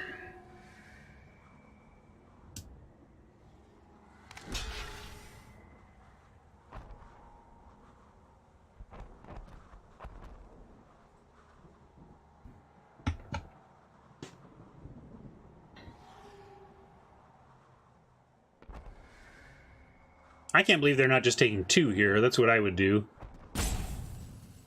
2 damage isn't that big a deal compared to putting yourself at risk of Mowu being able to attack successfully. They may have answers in their hand, though. If Philippok has a removal for Mowu, they can justify a play like this.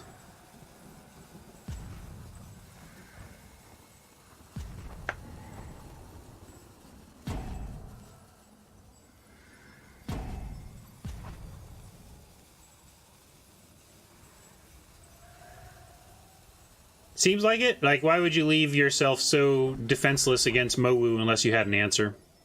Maybe even bounce, you know, Callous Dismissal Mowu and reset him.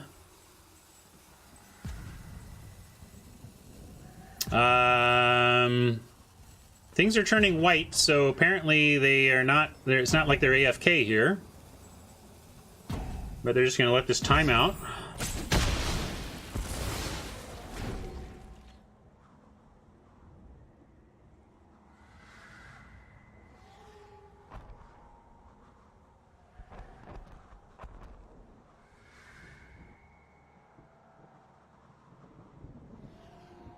I think they knew that was coming. I don't know what their thought process there was. Maybe, like, I can think about this, and if it runs out, I guess I just accept the block.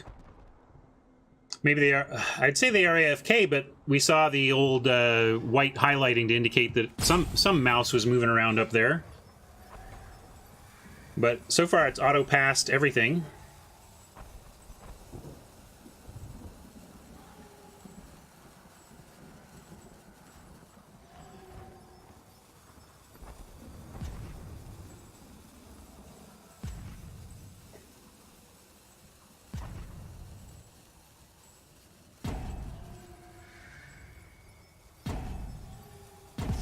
This is weird. And, isn't this what you called for, Queen? We're getting a lot of called shots today.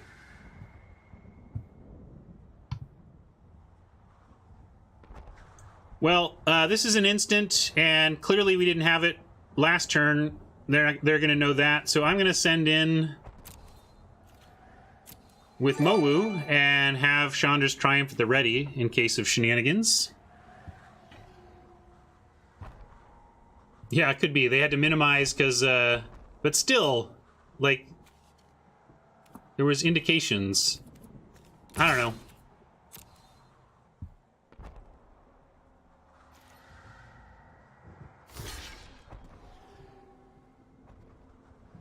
Now let's see. They're going to do 4. Is there 3 damage from blue-black at instant speed that makes me need to Triumph this Sphinx?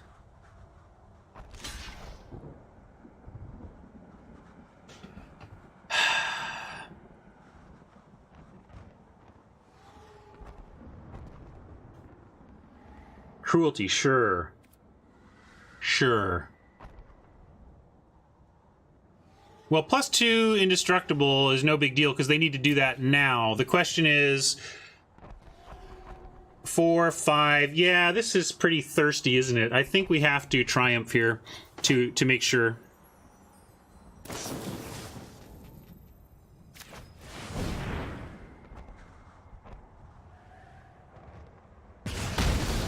If it was the mistake there would have been if it was +2, +0, and indestructible, that would have been bad for us.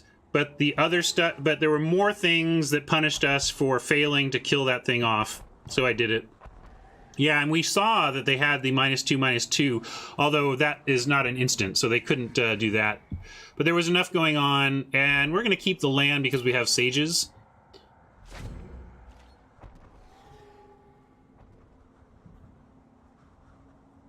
But that sure seems to suggest they have an extra 2 points of damage, probably a thirst. Well, that's kind of what I was expecting last turn and was surprised we didn't see. And here's where we can end up still losing this game because we flood out and we have very little pressure going on here. We have no card draw and we have these sages, so like, do we bother playing lands here? I'm going to say no.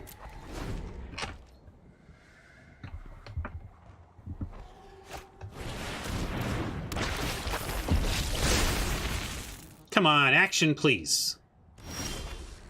All right, that's pretty action-y. Unfortunately, this army might get big on us, but we're going to harvest the Skylord. We can even wait. Maybe I'll threaten to triple the Skylord.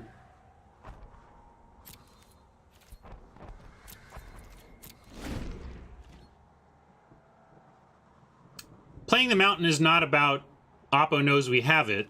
Like, I'm not holding the mountain because I'm trying to trick Oppo. I'm holding the mountain because we have another Evolution Sage in the deck. I guess with the trick we saw before, we're just setting ourselves up for a 2-for-1. If we do that double block, but maybe we don't care about this stuff enough. Maybe that's even okay.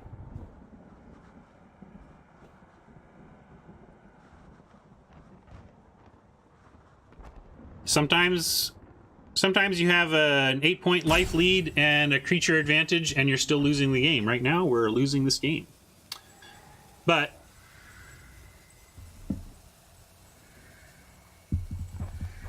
right on, where's my coffee? And I love your username too, a big coffee fan around here.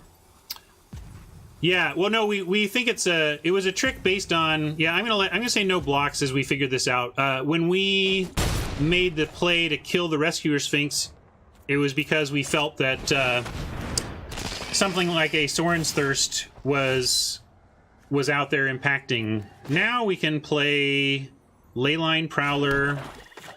Oh, I played the land anyway. We didn't really need to do that. That was just being chatty and habitual. I'm just gonna wait a turn.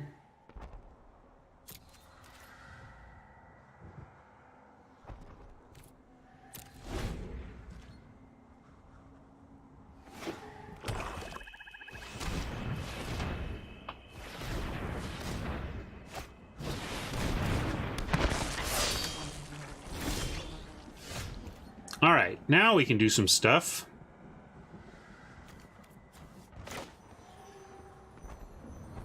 What stuff do we want to do? Let's think. 1, 2, 3, 4, 5, 6, 7, 8. We have up to 9 mana, but 8 gets us Domri and Spark Harvest, so there's no real need to play the mountain. We can Spark Harvest. Yeah, Skylord's going to have to die, right? But so does the Skulker. This is a fight, not a punch, right? Fight. So this can't fight without dying. Because, well, I kind of feel like we need to kill the Skulker.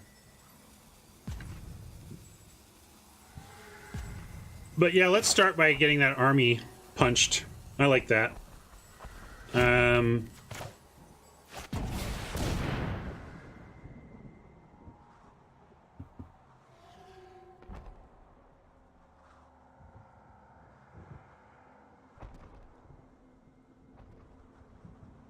Vaporkin, what's your data for coffee not being healthy? The science I've seen on it actually says that those who that coffee is good for you, like helps. I mean, caffeine isn't necessarily, but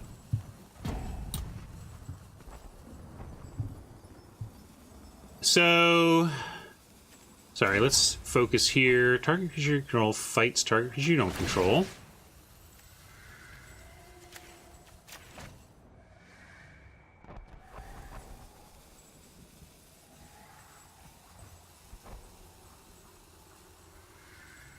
Oh, this is playing right into the thirst. We might get thirsted here. No. Wild beasts will bring your comeuppance. And Skylord is one option, but that Skulker is actually going to get Domri, so I'm going to get the Skulker. And maybe we can even let's sack a creature.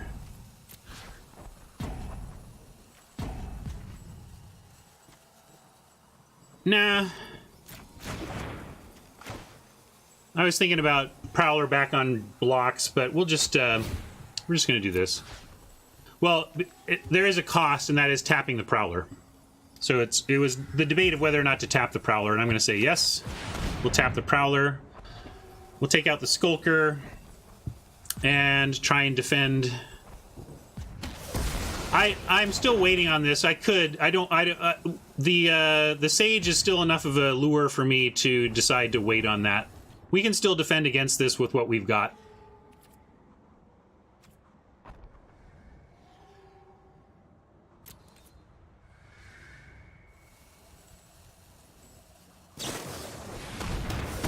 Alright. There's the thirst we were playing around. But we made him use it. I keep trying to explain. We have a Sage in the deck, and yeah, we have counters. We've got Domri with a counter,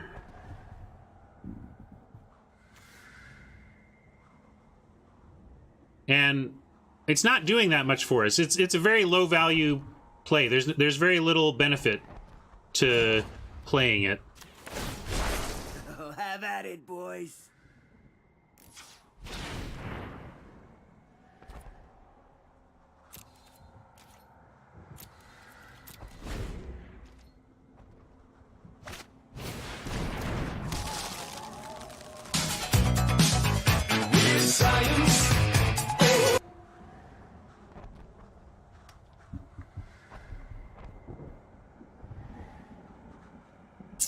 I guess we courage, then we can even minus and fight, right? So we can courage and then fight. I guess we make a big snare spinner.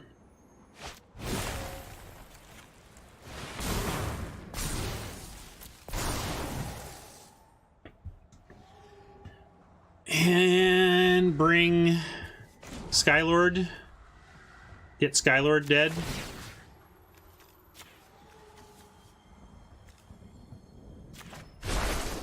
We are the many. Maybe I'm supposed to just stop the weird from getting stuff back. I don't know, maybe that was a mistake. Yeah. Probably needed to get the weird, but we got a lot of stuff we're trying to defend against here. And I'm at 0, so I'm also making decisions faster than I normally do.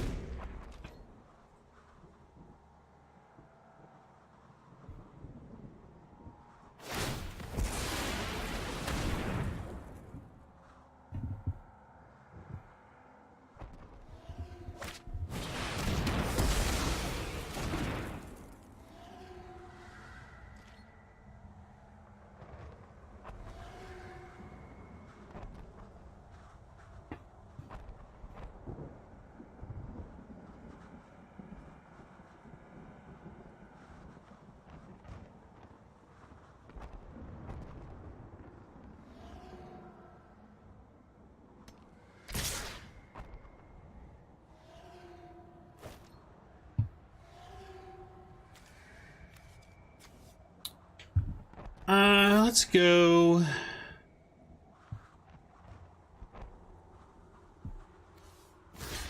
I don't know if that you can call it a punt. Like, I guess I should have done the Spellkeeper, but we're pretty screwed if we leave the Skylord around too.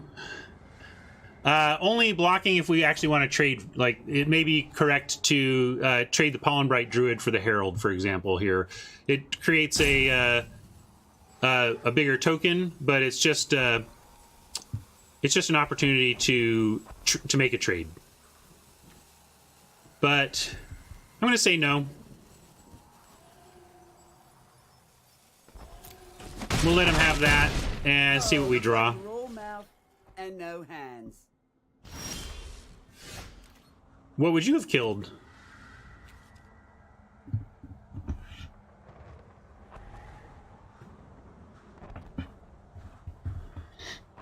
Maybe I should have blocked while we had 2 power.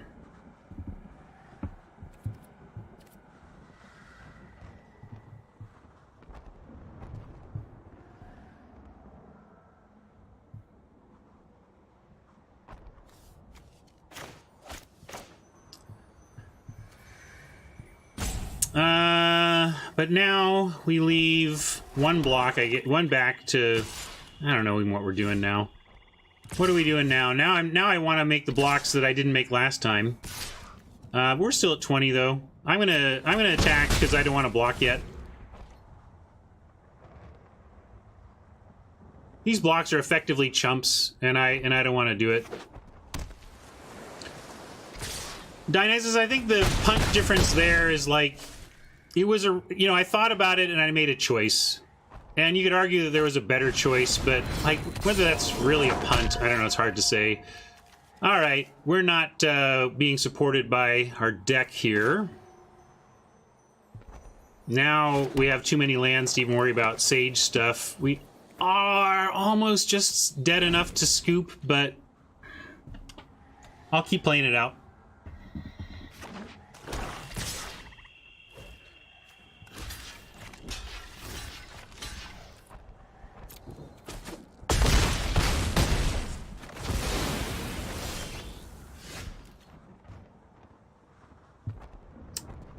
Flooded. I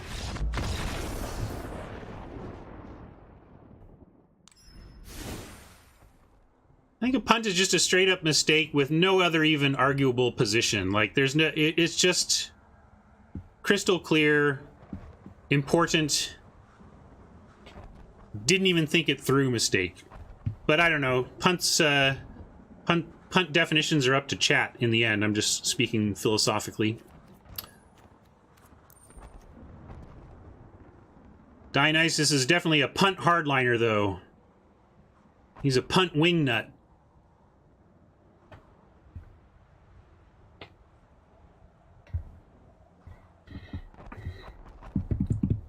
All right, we saw, again, black-blue control. Kind of just want to bring in a bunch of tolls.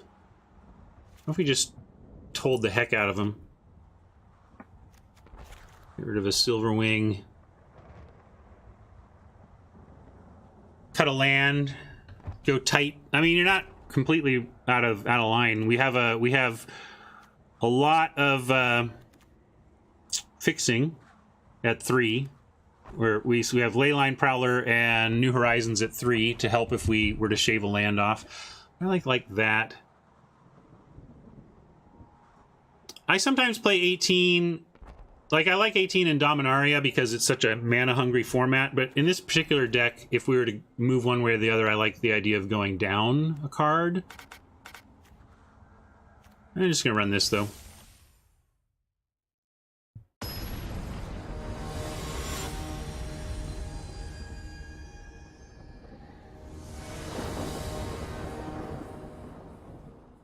Sometime in the next hour, we'll see what happens when Jay's here, he'll show up in chat, and then we'll see where we're at with our day here.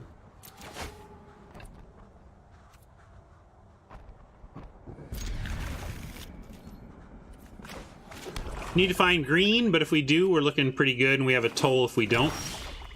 There's green.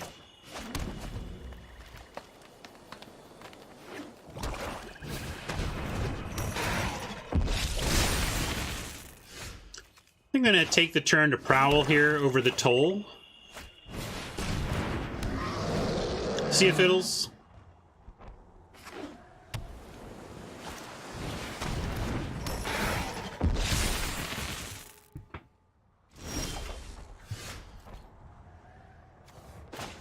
All right, this is a nice spot to have a Prowler and a Forest up for Forced Landing or Triumph after we toll them.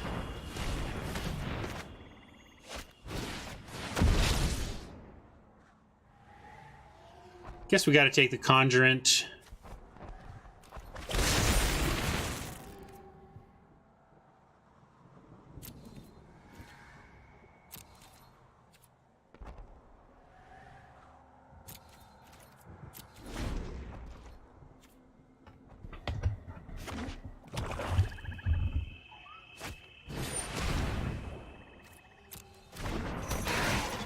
Gonna let all this happen, and then we'll triumph the token here upon attack.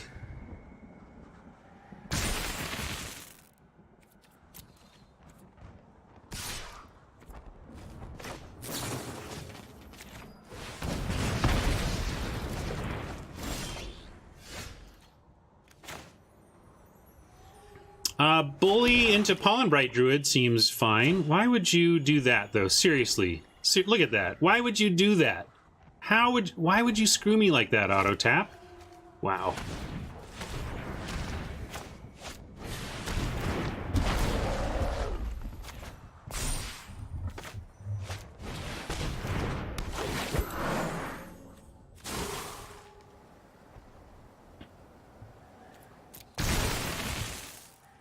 All right, now the Prowler has a great attack. The Army, only a good one. Trades for one of the Reavers, but we might be able to make it bigger. I'm going to wait and not send in the Army.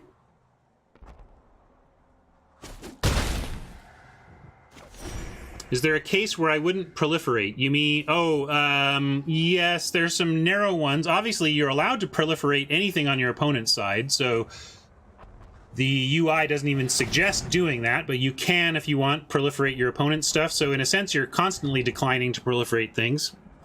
But in terms of your stuff, yes, one reason would be for power, toughness, threshold concerns. Another one is something like Blast Zone, where Blast Zone may have exactly 3 counters on it, which is exactly what you need. And you don't proliferate your Blast Zone above the exact CMC you're trying to target.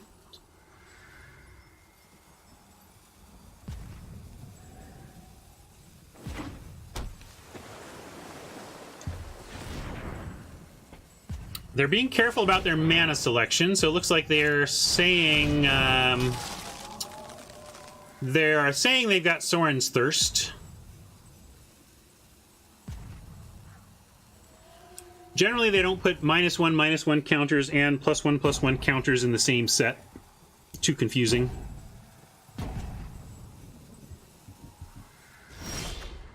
Okay, great. Great. Well, still not great, not super great necessarily. If they have the Sorin's Thirst, All right, Rob, we'll see you. Soren's Thirst still works even through a Spark Harvest. It is a 4-for-1 though, in effect. We may be willing to do that on a 4-for-1 chance.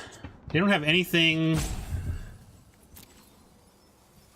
for the weird right now.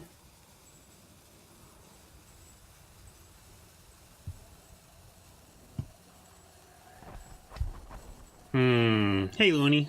Oni's been lurking and working. So yeah, this is a tough spot. If we believe this careful tapping, they have a Soren's Thirst, and we need to decide how much we care about that. Could Spark Harvest the weird here, and then say, show us what you got? Because if they have the Thirst, they lose their whole board to it. I think that's good enough.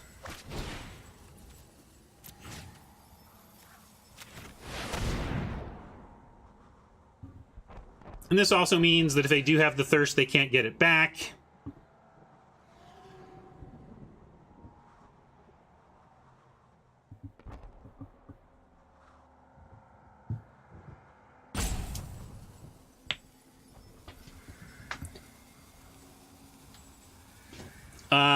So yeah, our worst case scenario here is they have the Thirst that they are representing, and they have an empty board, and we have a 2/2, a 1/1, and a 1/1. It's not amazing, actually, but then they're down to 1 card in hand.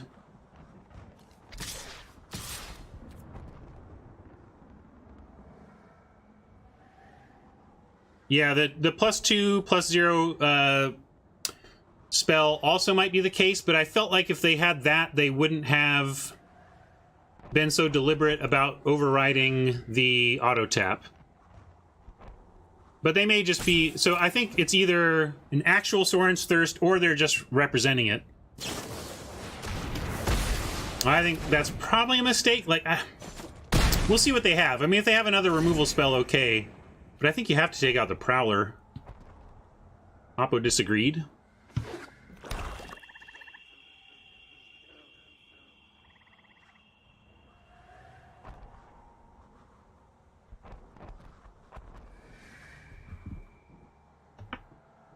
It's not a mistake if they have another plan for the Prowler, but if they don't have another plan for the Prowler, I think that was a mistake.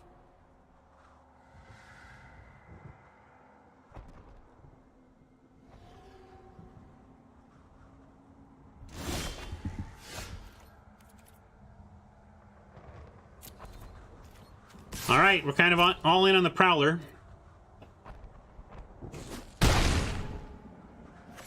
I will play this land despite Sage draws. Well, maybe I should wait. Again, it doesn't change anything if we draw. Yeah, I'm going to wait. It's possible we have a Saga, a Sage on top, and we just want that forest in hand.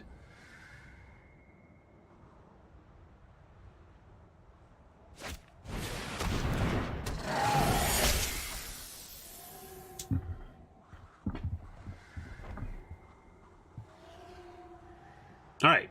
So now we need some more action off the top of our deck. Come on. Hey, that's kind of action-y, wouldn't you say? Kind of action-y.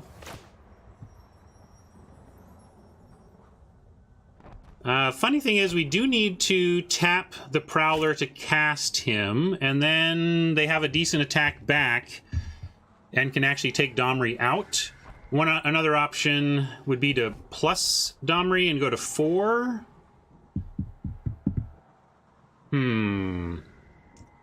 Is losing Domri... We can just treat Domri like a removal spell, and happily... And then we actually get to attack with these two. Yeah, I kind of like that. We're going to use Domri as a removal spell.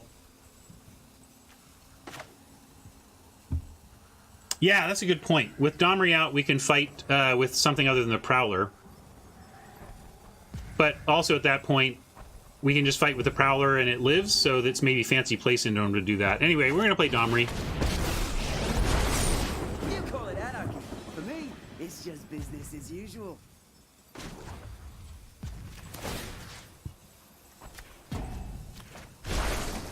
And with Domri out, these at least trade. So if they want to get Domri, we get the rest of their board.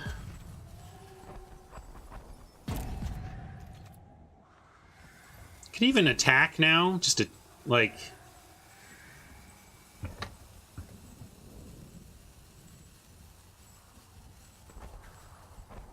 We attack now and just let Domri die, and then that's still pretty good for us. Yeah, I actually like that. Whatever. Take Domri. He's already done his thing. We're gonna make you make some choices about your board.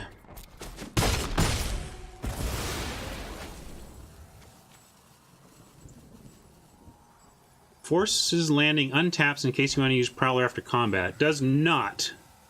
You're thinking of the other flyer, anti-flyer spell in the set.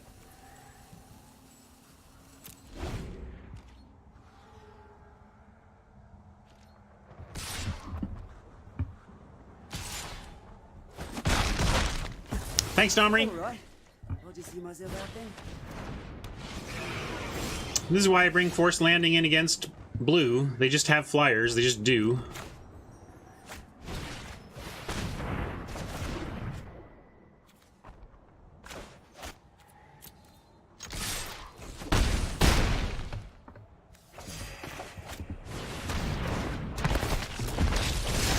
Alright, let's get there, deck.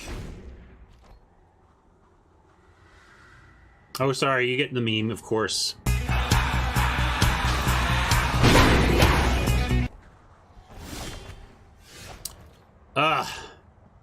Gotta be kidding me. Why you gotta make it so hard, deck? Just deliver. Oh my god. I'm gonna play that. I don't know why. I shouldn't have done that either. If we draw the Sage, we'd happy to have 2 lands, but... Okay. They're not gonna have anything, but we're gonna toll anyway.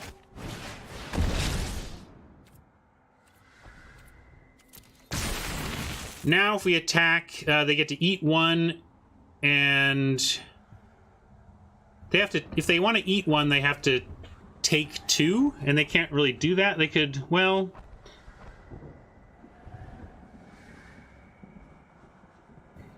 I'm gonna wait another turn, because they're top decking 2. We got a lot of things. Yeah, if we just send with a token, they double block. We lose a token, they lose a laptop reaver, and then we are 1-1-1-1 versus a 1-2, and I don't feel any better about where we're at. Oh, Death Touch. Shoot. Thank you. Sorry. Yeah, that was a mistake then. Dionysus can even punt that if he wants. But, now what do we do? Draw more land. We're going to offer that trade now, though. It's still just a 2-for-1. It's with worse creatures, but I do like the 2-for-1 angle of it, so we'll offer it up.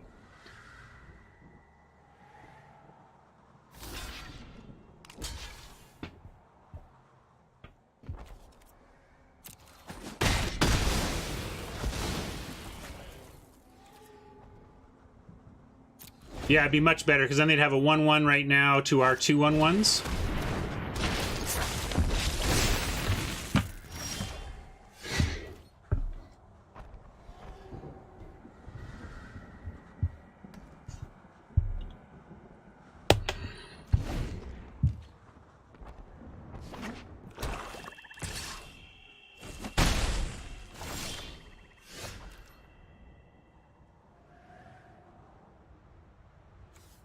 But what are we even drawing at this point? Now I want to play land because we have too much of it.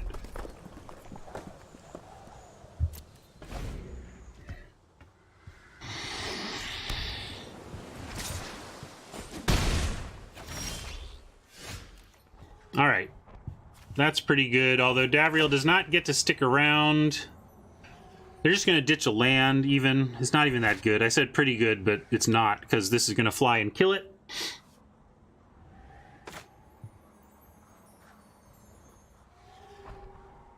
Vaporkin said, with 41 lives, no need to worry. But there is, because how do we actually win? What's your plan to win from here? Here's our deck.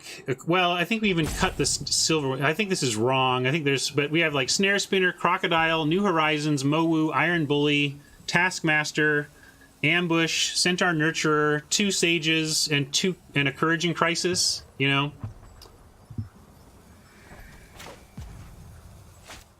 I'm not gonna wait till I protect it. Yeah. The mask is scary, but underneath, I'm just a normal diabolist. I kind of like that idea. We'll say Davriel no minus. We know they've just got to land there or whatever. Struggling? Good.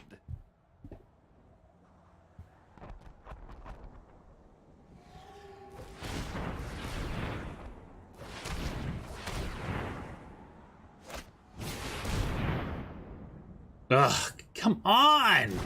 They get everything they need! It ain't fair, I tell ya.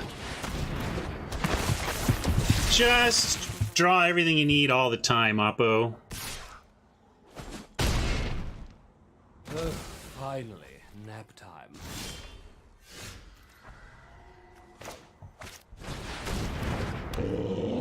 Yeah, everybody's like, oh, you got a million life, it's no problem.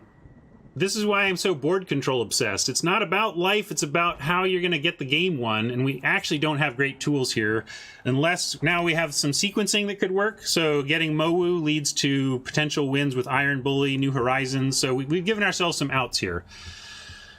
But boy, we still need help. And we do have some time, but man, you can just... can all slip away if Oppo outdraws you.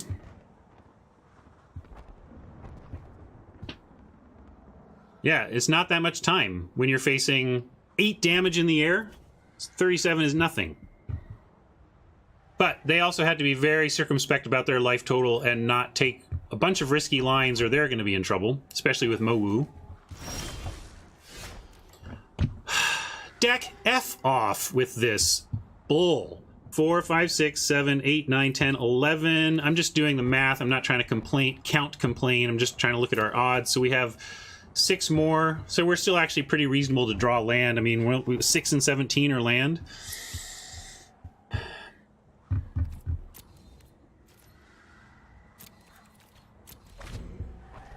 Oppo probably doesn't believe we have 4 lands. That seems unlikely, doesn't it?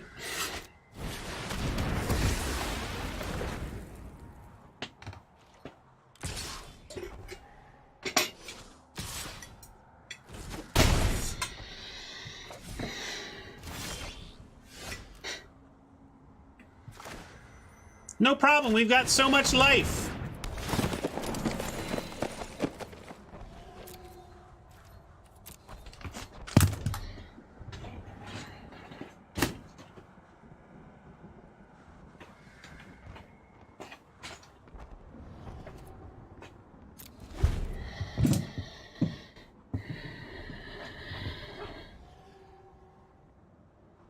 Waiting to die now. Oh, hey, Sage. How you been? Guess when you would have been useful? 12 years ago? Alright. Yes, Motor City is correct. I'm allowing myself to feel the pain. But, sometimes magic is on your side, as it was yesterday.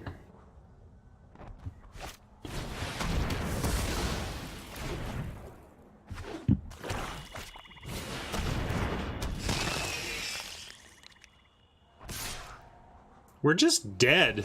We're not gonna win this. Like, we have no outs to win this. There's nothing left to win with.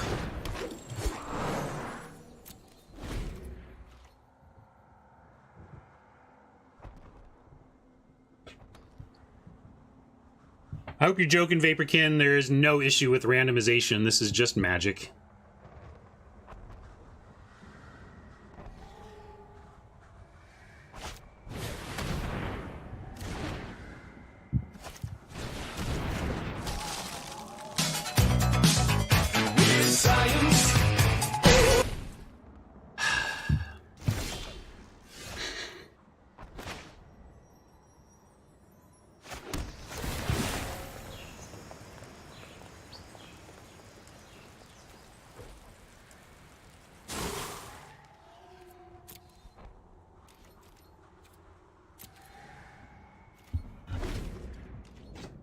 I think the only question is whether we lose to decking or damage.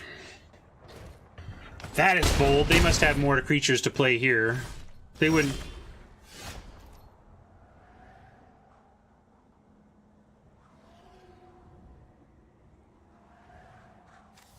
Oh, they have weird to get whatever they need is the problem. We don't, Dionysus. You're just wrong. They have any of these spells from their graveyard. And we're at 20, facing 8 in the air. We do not have the time. We are basically mostly dead. We're basically lost this one. I don't know what you're thinking about this time we have. I don't know what world you're living in. How could it do it? How could this do it? What are we doing with this that matters? We play it, and then we...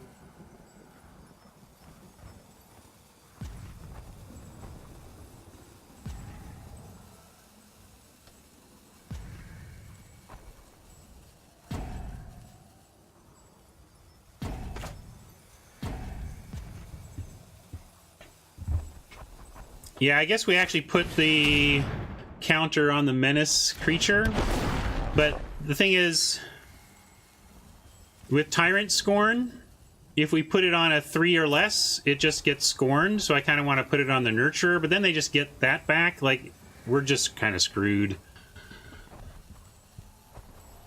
Yeah, I guess we put it here.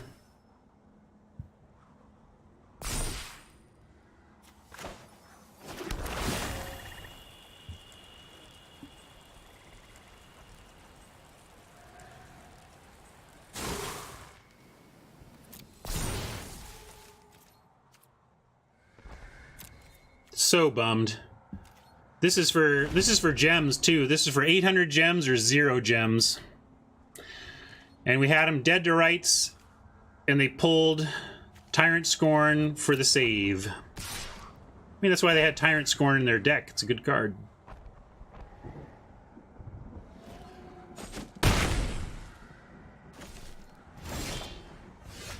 All right. I mean, we got this, but it doesn't matter. I guess we have... Do we have anything with Trample? If we had Trample, I would like our chances, because we could...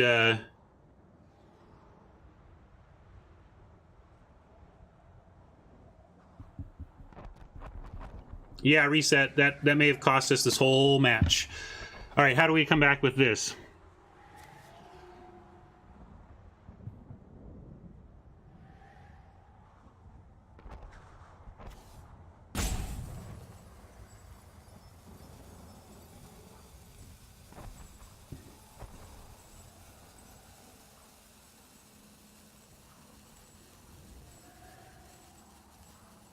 Yeah, they do. That's the thing. They have instant speed. They have Tyrant Scorn they can get.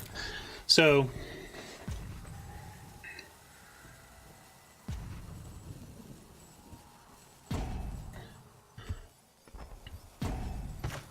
let's put it...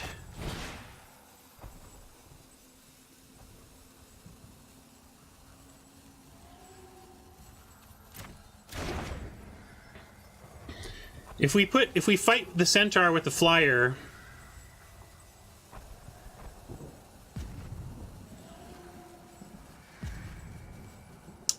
you're missing. Maybe you're missing that Spellgorger Weird goes and gets removal. They can't scorn the Centaur, but then we're putting all of our eggs in that basket. It doesn't matter. We only need to connect for 1. All right, so I guess we have to do Centaur so they can't target it.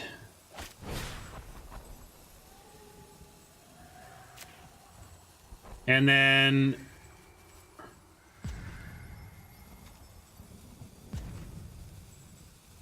try this.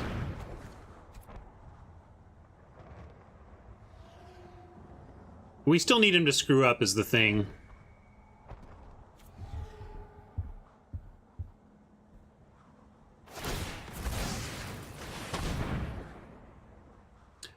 It's all wrong. I guess if we aimed at something else, they have to do 2 things. So maybe that's why to do it that way. But we just I think any of you thinking that I made a wrong play there. I mean, maybe you're right on some level, but they have responses to literally everything we could do.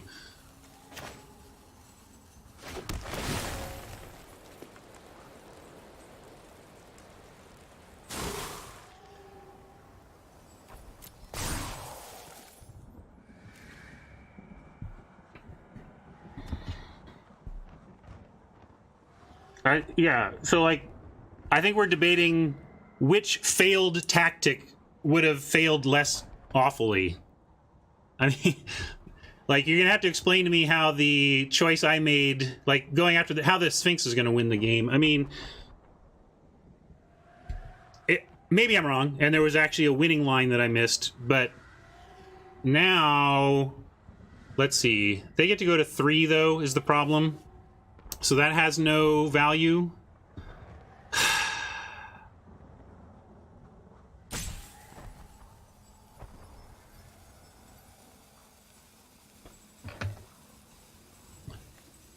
Thirst.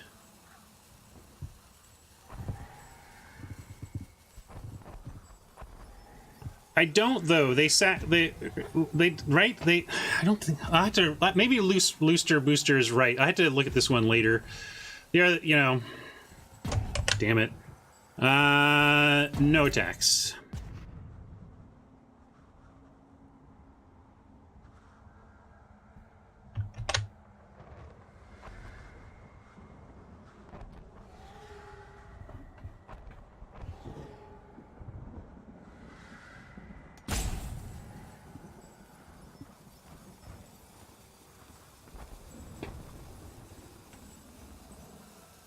That's the thing. If we go after something else, the weird is there for blocks.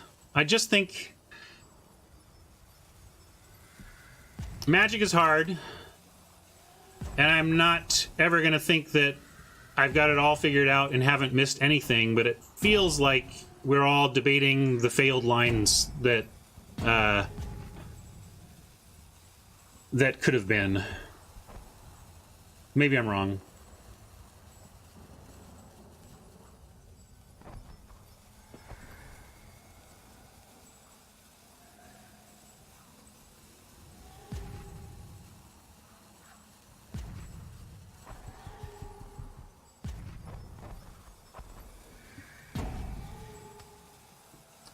Maybe we get an Eternal Taskmaster back. We can do something.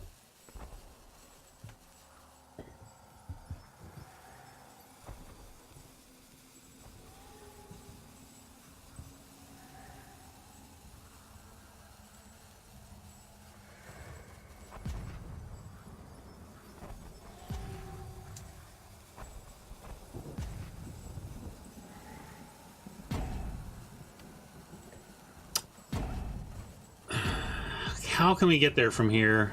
I just don't see it.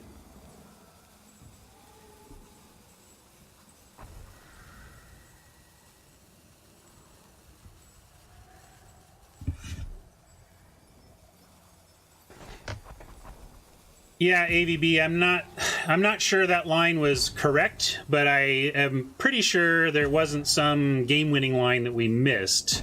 There's just different consequences for the incorrectness, or, you know, for the different approaches we were taking. This is not on me, right? It better be on them. What's going on here?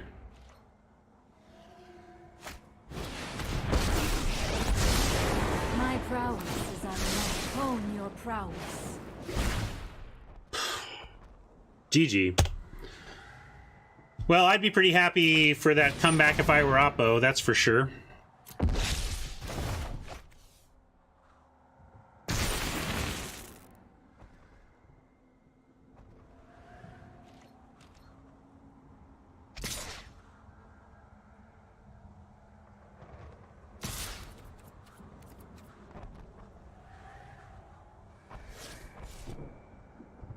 The sometimes flying sky thing is just really annoying.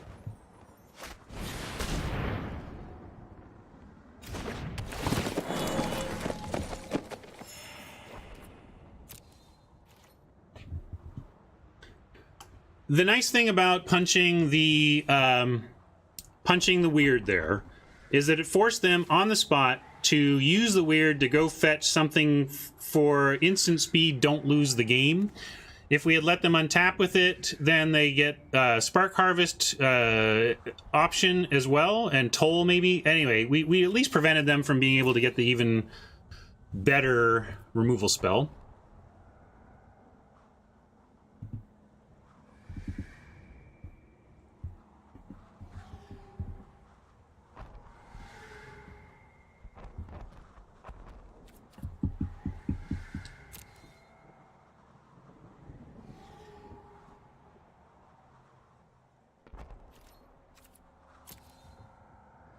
Yeah, I'm surprised Oppo didn't attack. They're scared of what's going on in our hand. Maybe if they think we have 2 action spells here, but of course if we had 2 action spells, we would have used it already.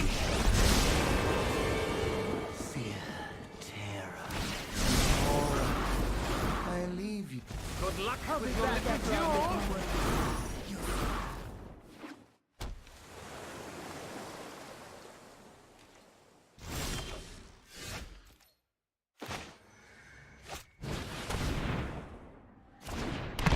Great time for the Yule Taskmaster to show up when Ashiok is making his ability useless. And why not? Yeah, we can't... I'm gonna attack all out. Maybe they screw up.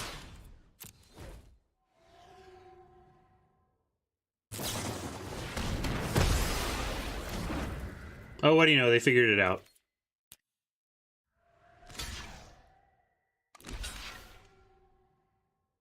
Well, this was effing brutal. Not gonna lie.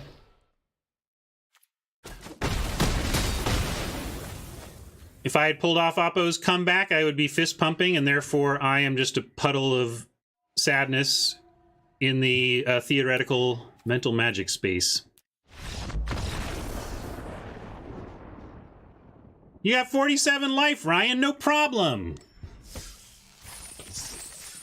It's not about the life total. Almost never is, until it is only about the life total. Wow. The only match win we got here was when someone scooped on turn 1 in game 2. How humbling. I'm gonna have Jay come on and run the show himself while I go sleep that off.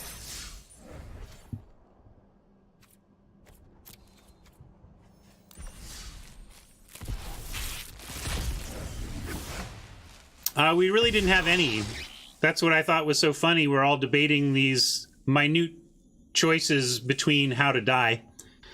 And the only outs we had, I think Oni was correct on it, is that somehow Oppo goes land, land, land, land, and we go creature, creature, creature, and just get barely wide enough to get around them. But it was at that point a matter of top decking a string of threats while Oppo top decked a string of nothing.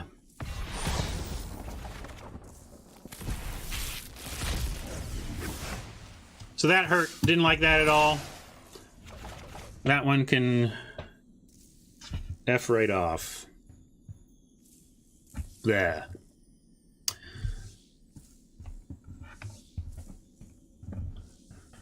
Yeah, I'd rather lose to Oketra than lose because I didn't read my card, which is kind of what happened. So, it's on me. That's the other thing.